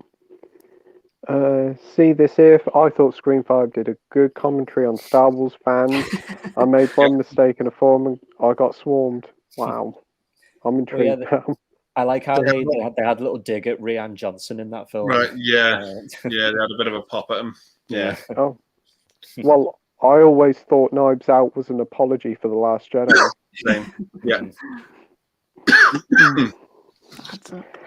Stacey says, Book of Boba Fett, not that bad, but Mandalorian is better. Yeah. Yeah. Matt says he's just not a fan of that type of humour. I'm going to gather he's going by the Venom films. Yeah. Boba Fett just seems like I'm watching Django from Attack of the Clones. I think that is Django from Attack of the Clones, isn't it? The same actor. Same guy, yeah. Yeah. Marvel fan says The Kingsman is on Disney Plus on February 9th. That's real quick. I did see that, yeah. I heard that. Yeah. That's not bad. Mine is 1898. That's pretty impressive. Matt says, what's your favourite disaster film?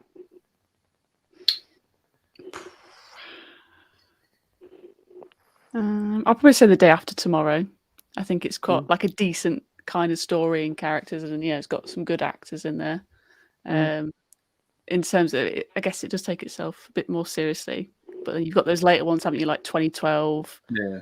The one that came out last year with Gerard Butler, I can't remember what that was called. Geostorm, is it? I can't know it. I don't know. Oh, I know what it's called. Something Land, isn't it? Greenland. Greenland, Yeah. that's it. Yeah. I heard that was actually pretty good, but I've not Yeah, seen that was one. a pretty decent film. I didn't mind it. Yeah, so I'd say Day After Tomorrow for me. There's that one with Ewan McGregor and Tom Holland, The Impossible. Oh, it's a great film. Yeah. Oh, about the tsunami. Yeah. Yeah, I've not seen that. Yeah. What about you, Mike?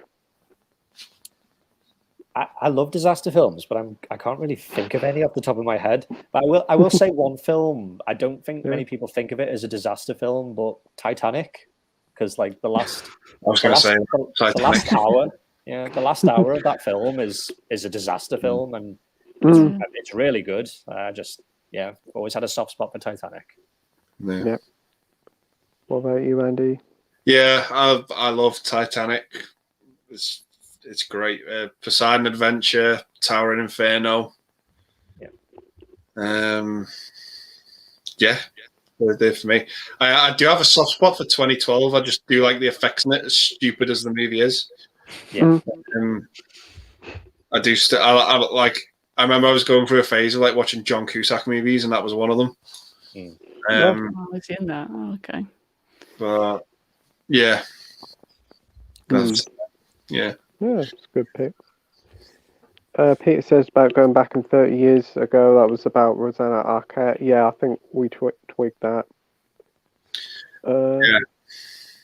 See this if? Good question for popcorn alone. Daylight, 1996. Yeah. That's an underrated one. Yeah, I quite like that film. Yeah. Don't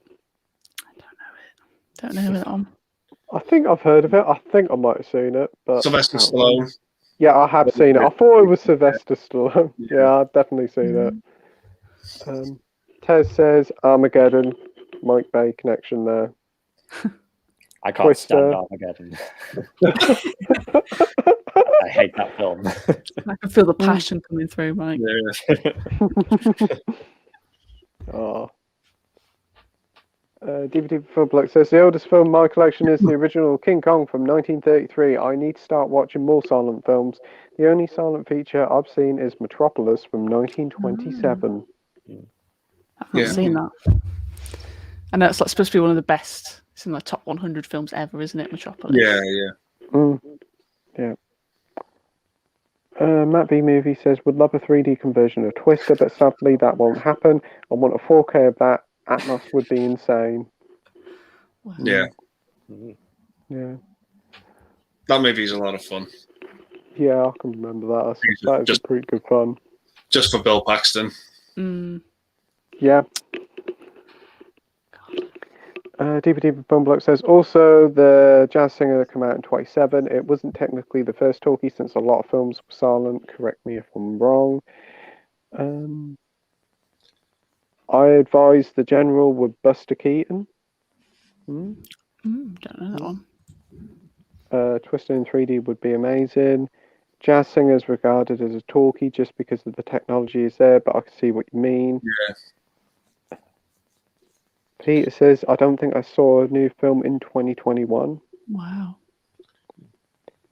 Karashi Ichi says anything by Lloyd Keaton, Munar, Chaplin, Lang, Griffith, and I'm not going to pronounce that last one.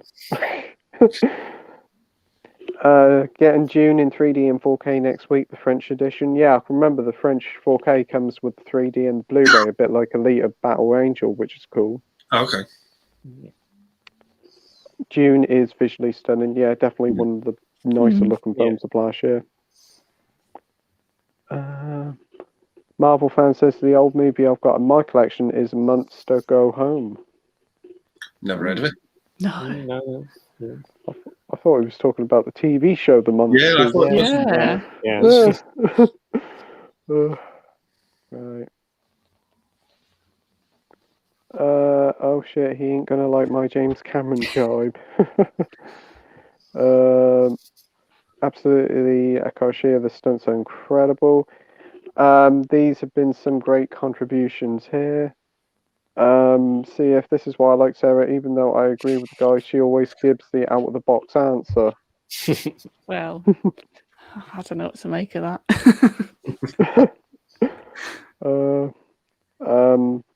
That would be brilliant. I'll check it out, Koshia. I love Japanese scores to films like this, trying to think of other ones I would enjoy, but I do like Chaplin films. That's cool. Marvel fan says, have you watched the BBC Three show Being Human? I have watched a couple of episodes, but I really want to get into the whole series. I watched that when it went out. I was definitely a bit too young. It was quite scary from what I remember. But I've got the box set of 1 to 3, and then they changed the casting. They took Aidan Gillen out because he went to do other things like Poldark and things like that. Yeah, and they swapped Aidan Turner.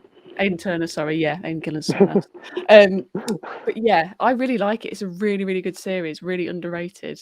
I think it's when BBC Three was still on TV, technically. It's that old. I think it was like late 2000s, weren't it? Yeah, I think it's really, really good. You know, if you like your werewolves, your vampires, ghosts, you get it there. It's really, really good. I'll have to check on the iPlayer. Hopefully it's on there. Yeah. Have you seen it, Andy? Nope. Sorry to say. No, I've never seen it. What about you, Mike? No, not seen it. Oh. It's good. Yeah. See this if polar opposite films in terms of the year. ESB and Beetlejuice opposite ends of the decade. Yeah. We have McCord movies here. Return to Salem Lot is a fucking train wreck. Yeah. Wow. It's not good. Wow. McCord movie says The Lost Boys is a pretty good 80s movie. Yeah, that's pretty good. It's a good shout out. Great. I haven't seen it. Oh no, Pete.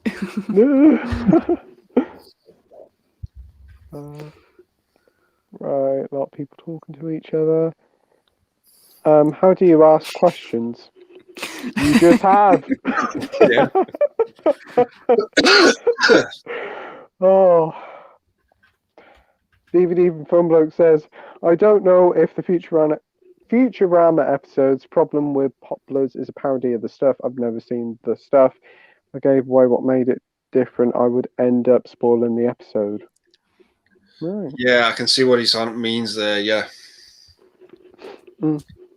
Yeah, it's difficult to talk about that episode without spoiling it. It's basically they come across this planet and they find this substance and they start to eat it and they become insanely addicted to it.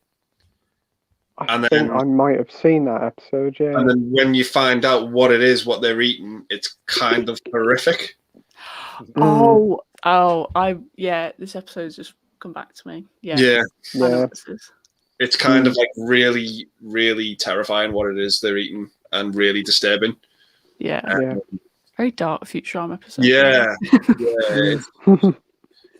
It's really it's really on the nose with that episode. It's like really, it's really. It's not bad, but it's just like it's really like out of the box for Futurama. I think. Yeah. The beginning of the stuff is so funny, just because the opening scene, it's like this guy just sees this substance on the floor, and the first thing he decides to do is pick it up and eat it. That's the first thing. What? Yeah. He just That's just that's what he's just compelled to do that, and after he eats it, it's like, oh my god, this tastes so good, and then goes from there. Everyone. Is this the film on Arrow, isn't it? Yeah. Yes. Yeah. Ooh, might have to get it in the next hour. See this if I listen to audio commentaries. Christopher Nolan did an amazing one on Following. DVD and Film Bloke has listened to a few audio commentaries. That's cool. I don't really ever watch them because they normally play back the film again with audio commentary on top. Yeah. You just watch the film and you just listen to the director talking about the film or whoever. Yeah. Edward says, "What's your thoughts on Night and Day with Tom Cruise?" Never seen it. Cameron seen Diaz. that one. In I've that, seen it. I've seen it. I've seen it. Oh, I've seen the film. It's alright, I suppose. It's like a sort of rom-com action sort of thing. It's nothing really that special. See this if says my first audio commentary. Weird, I know this was Ridley Scott's Hannibal. And what do I mean by what? And another naughty person has got to go on the step. I spoke too soon. Right. See this if just rewatched that, Edward. I think Night and Day needs to be taken for what it is. Pure popcorn flick, though I enjoyed it. Yeah, that's about right. That sums it up.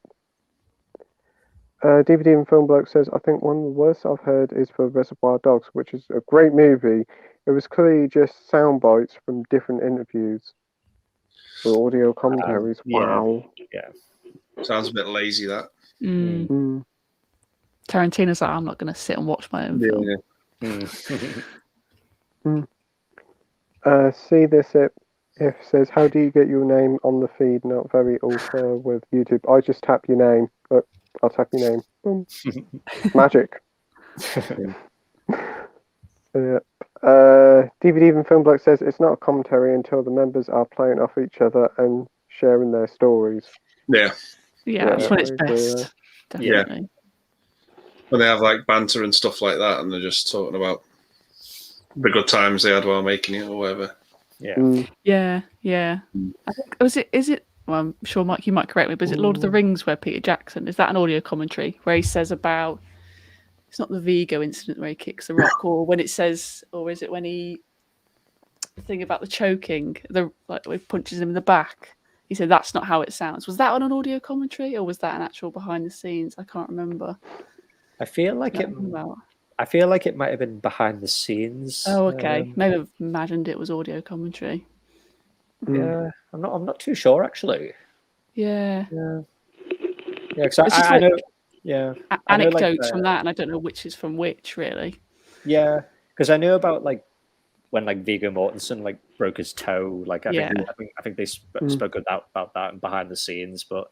Yeah, I'm not sure if he's done audio commentaries for the films. Don't know. Well, I think the cast have, but I'm not sure if he has. Maybe they all have. I'm not too sure.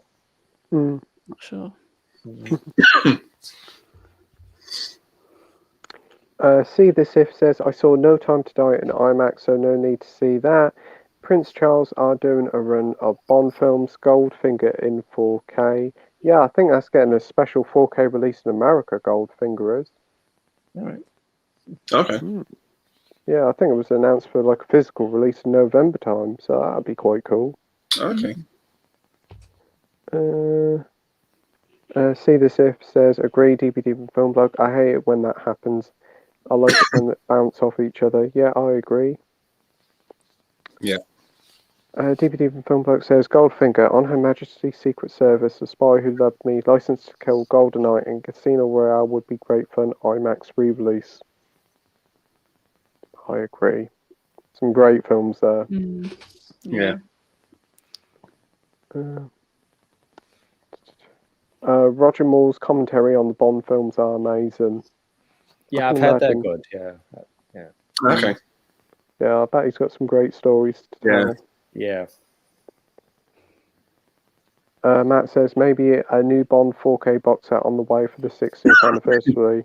I think that's the way they've got to go with the 60th anniversary for physical releases. Try and get the whole set out on 4K, but imagine the price. I don't want to know how much that would be.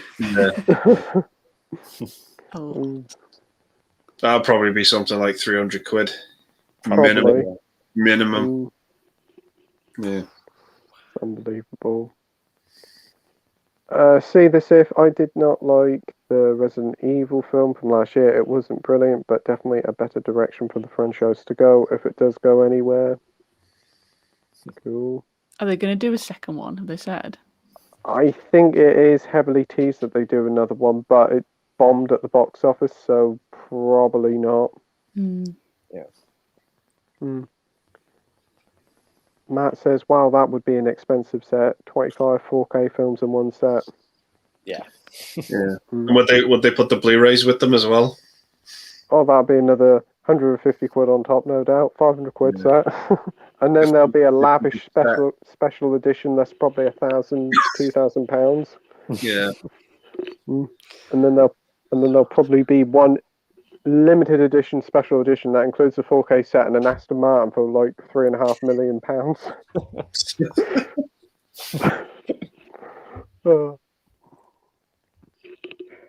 See this if John Krasinski. What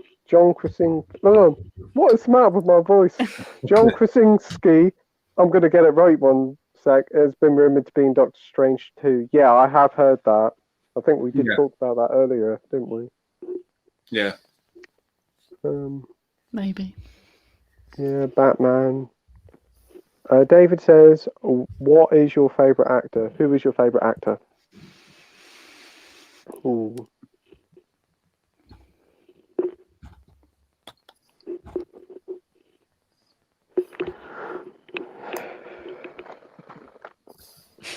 Stuff. Yeah. I quite like Michael Keaton. Like he's kind of like a comfort actor. Like I can just easily watch him. Yeah. What about you, Mike? I don't know. I like Michael Keaton. I like Jeff Goldblum. No, I'm drawing a blank. Yeah. Yeah. It's hard to narrow it down just to one actor. Yeah. Yeah, I kind of like, like supporting actors who don't really get the attention they deserve, like sort of like Steve Buscemi, like John Goodman. Never really been like in like main roles, but like when they're pop up in a movie, they're absolutely great. Yeah. Yeah. What about you, Sarah? I'd probably say Jake Gyllenhaal. He's probably one of the ones that I've seen almost all of his filmography. Quite like Ryan Gosling as well. He's done quite a varied mix of films.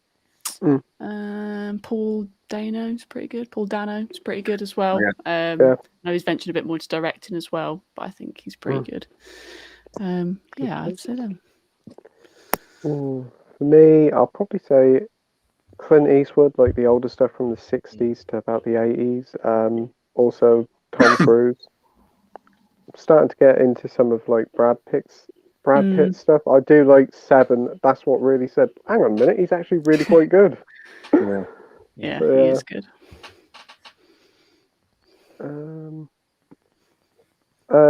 See this if controversially one for me. I really like Mel Gibson's body of work. Yeah. He's done some decent stuff. Is 80s and 90s stuff? Yeah. In particular.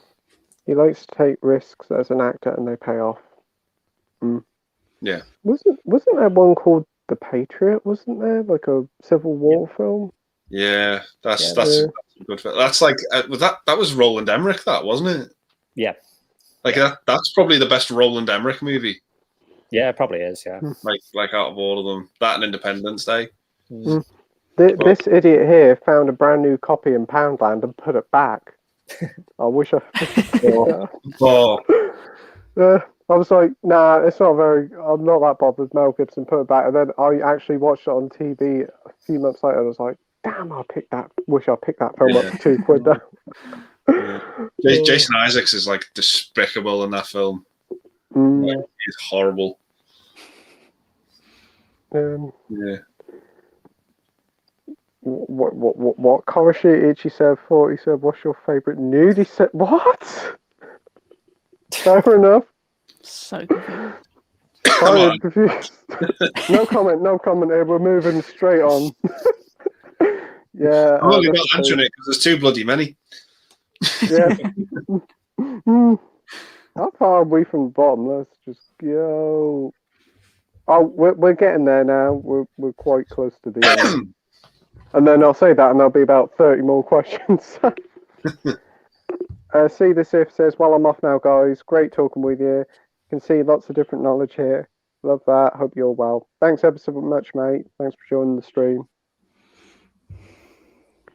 Edward says, "What's your favourite French film?" I'm going to say Titane, mainly because that's the only one I can think of. I would agree on that one. I've not seen many French films, so I'd say that as well. Yeah. What about you, Andy, Mike? The only one that jumps to mind is Blue is the Warmest Colour. I think I've seen that years ago. I'm pretty certain I have. It was 2013. Yeah, probably have seen it. What about you, Mike? I've got two that come to mind, both from the same director, Climax, and a film called Irreversible. But that is quite a controversial one. But yeah, I do quite like it. But I think I like Climax more, so I'll probably say Climax. Yeah, I picked up Climax on the Arrow release, and that is such a great film. A unique sort of film. The dance choreography in it is fantastic as well. Yeah, that opening dance sequence is amazing. Yeah. DVD and Film Bloke says, "I do agree with Marvel being fast food, unless, however, overindulgence of fast food is concerning to health in particular. Yeah. Yes, I'm a pretentious film twat who enjoys B movies." Yeah, exactly. Exactly. DVD Film Bloke says, "Marvel has never been my cup of tea, but I annoyed multiplexes are nothing but superhero movies, all big budget special effects houses with big budgets." I totally agree with you there, because I cannot find a cinema near me that does that licorice pizza. Yeah. The Odeon's round where I have just started to play it. Because it was supposed to be released, I think, 1st of January. Yeah, I think so. They only started to play it on the 14th. So I don't know why there was a 2-week delay. No. It's like films like Malignant and Last Night in Soho were only showed once or twice for a week or two, and that's it. Yeah. Gone. Yeah. I think even Spencer, near where I live as well, was on for a week, not even that, and it was 1 or 2 showings a day, really poor. And these are supposed to be Oscar contenders, and they're not really getting a look in. No. Yeah, you can tell I've seen and agree with that eyebrow cinema videos on why superhero movies are not like westerns.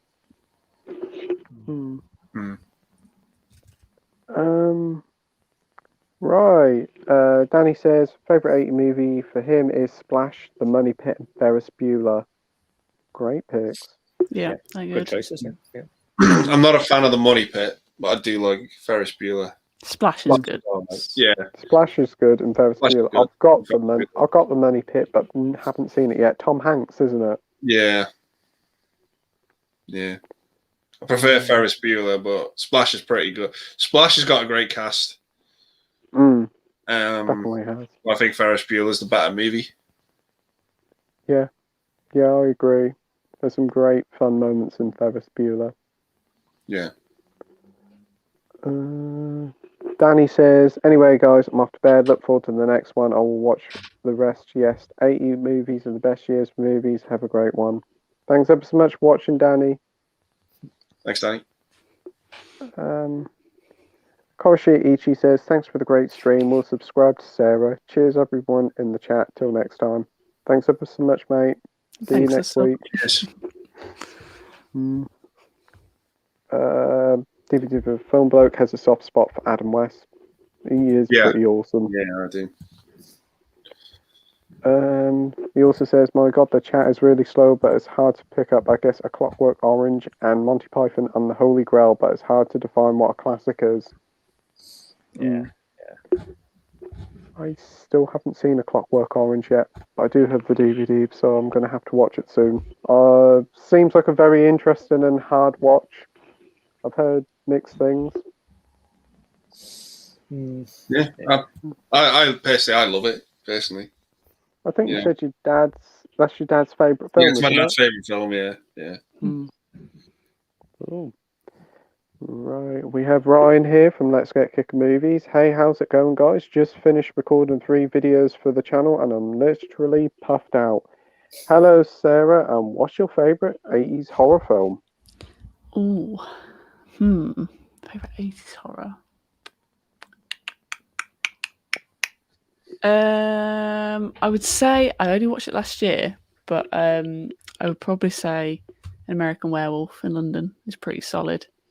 Yeah, I really enjoyed that film. I knew obviously a lot about how well the prosthetics were done, things like that for the time. But the film as a whole, I really enjoyed, and it was actually pretty creepy at points. So, yeah, I'd say that one. Yeah, great film. Yeah, I agree. Do you want to say your favourite 80s horror film, Andy? So many to choose from. Mm. Just for one for its effects, Day of the Dead. Ooh, good one. What about you, Mike? Yeah, I'd go with Day of the Dead and one I mentioned before, Fright Night. Yeah, Fright Night's awesome. Yeah. I quite like that Dream Demon, the one that was on Arrow. It's sort of like a hidden gem from like the 80s, wasn't it? It was like a British horror film. I thought it was pretty good, something different. Yeah. And I'd say as well Elm Street 3. I have the box set of Elm Street and I've not seen a single one. I really need to watch them soon. I've not seen them.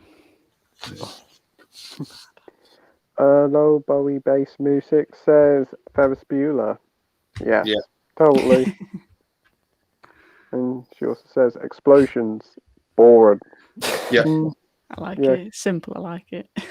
Yeah. Once you've seen one, you've seen them all. That's true. Ryan says, it's not the movie that is getting an American remake. We are now getting a remake of A Train to Busan, which will probably be a nice... Why? No, please don't remake Train to Busan. That movie does not need to be touched. It was fine the way it was. No.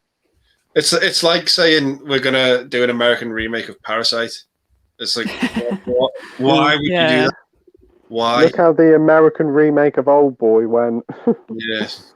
Oh, I don't know why they've got to keep on doing it, but I suppose they want to appeal to the Western audiences and all that. But there's nothing wrong with these films. Train to Busan is a near perfect sort of modern horror film.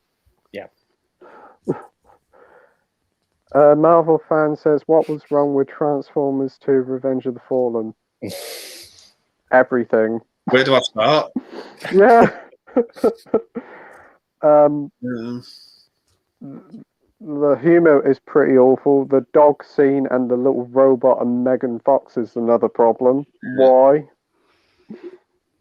Devastator with a pair of balls on it. Yeah. Yes. I've only seen the first Transformers film. I stopped there. The first one I think is actually pretty competent. Like, it's actually okay. Yeah. But the second one, no, it's not good. It's not. Bumblebee's all right though. Bumblebee's pretty good. It's the first 10 minutes of Bumblebee are like absolutely immaculate, and then it turns into ET for me. It's just Yeah. As for classics, anything over 20 years old, mainly 20s, 70s, and maybe 80s. Pure. Tess says Transformers is a lot of great popcorn fun movies. Anthony Hopkins is fun in the last two. Okay. Yeah. Wow. Do you think that mean the last night? Yeah, because he was only in one of them. Yeah, he was in the last night. Yeah. Yeah. Yeah, they're doing a new Transformers. David says Slayer reviews went into H&B and done a Halloween video. It's an amazing video to watch. Have you watched it? Yes. Brilliant. Yes. And Jamie Powell's one. A follow-up. Yes. A fantastic continuation. Yeah. Great cinema, like how they shot it. Evander did a brilliant job there. And good on H&V for Norwich for joining in on the fun. Yeah. Yeah. Lockdown Stash says, "What up?" Hey.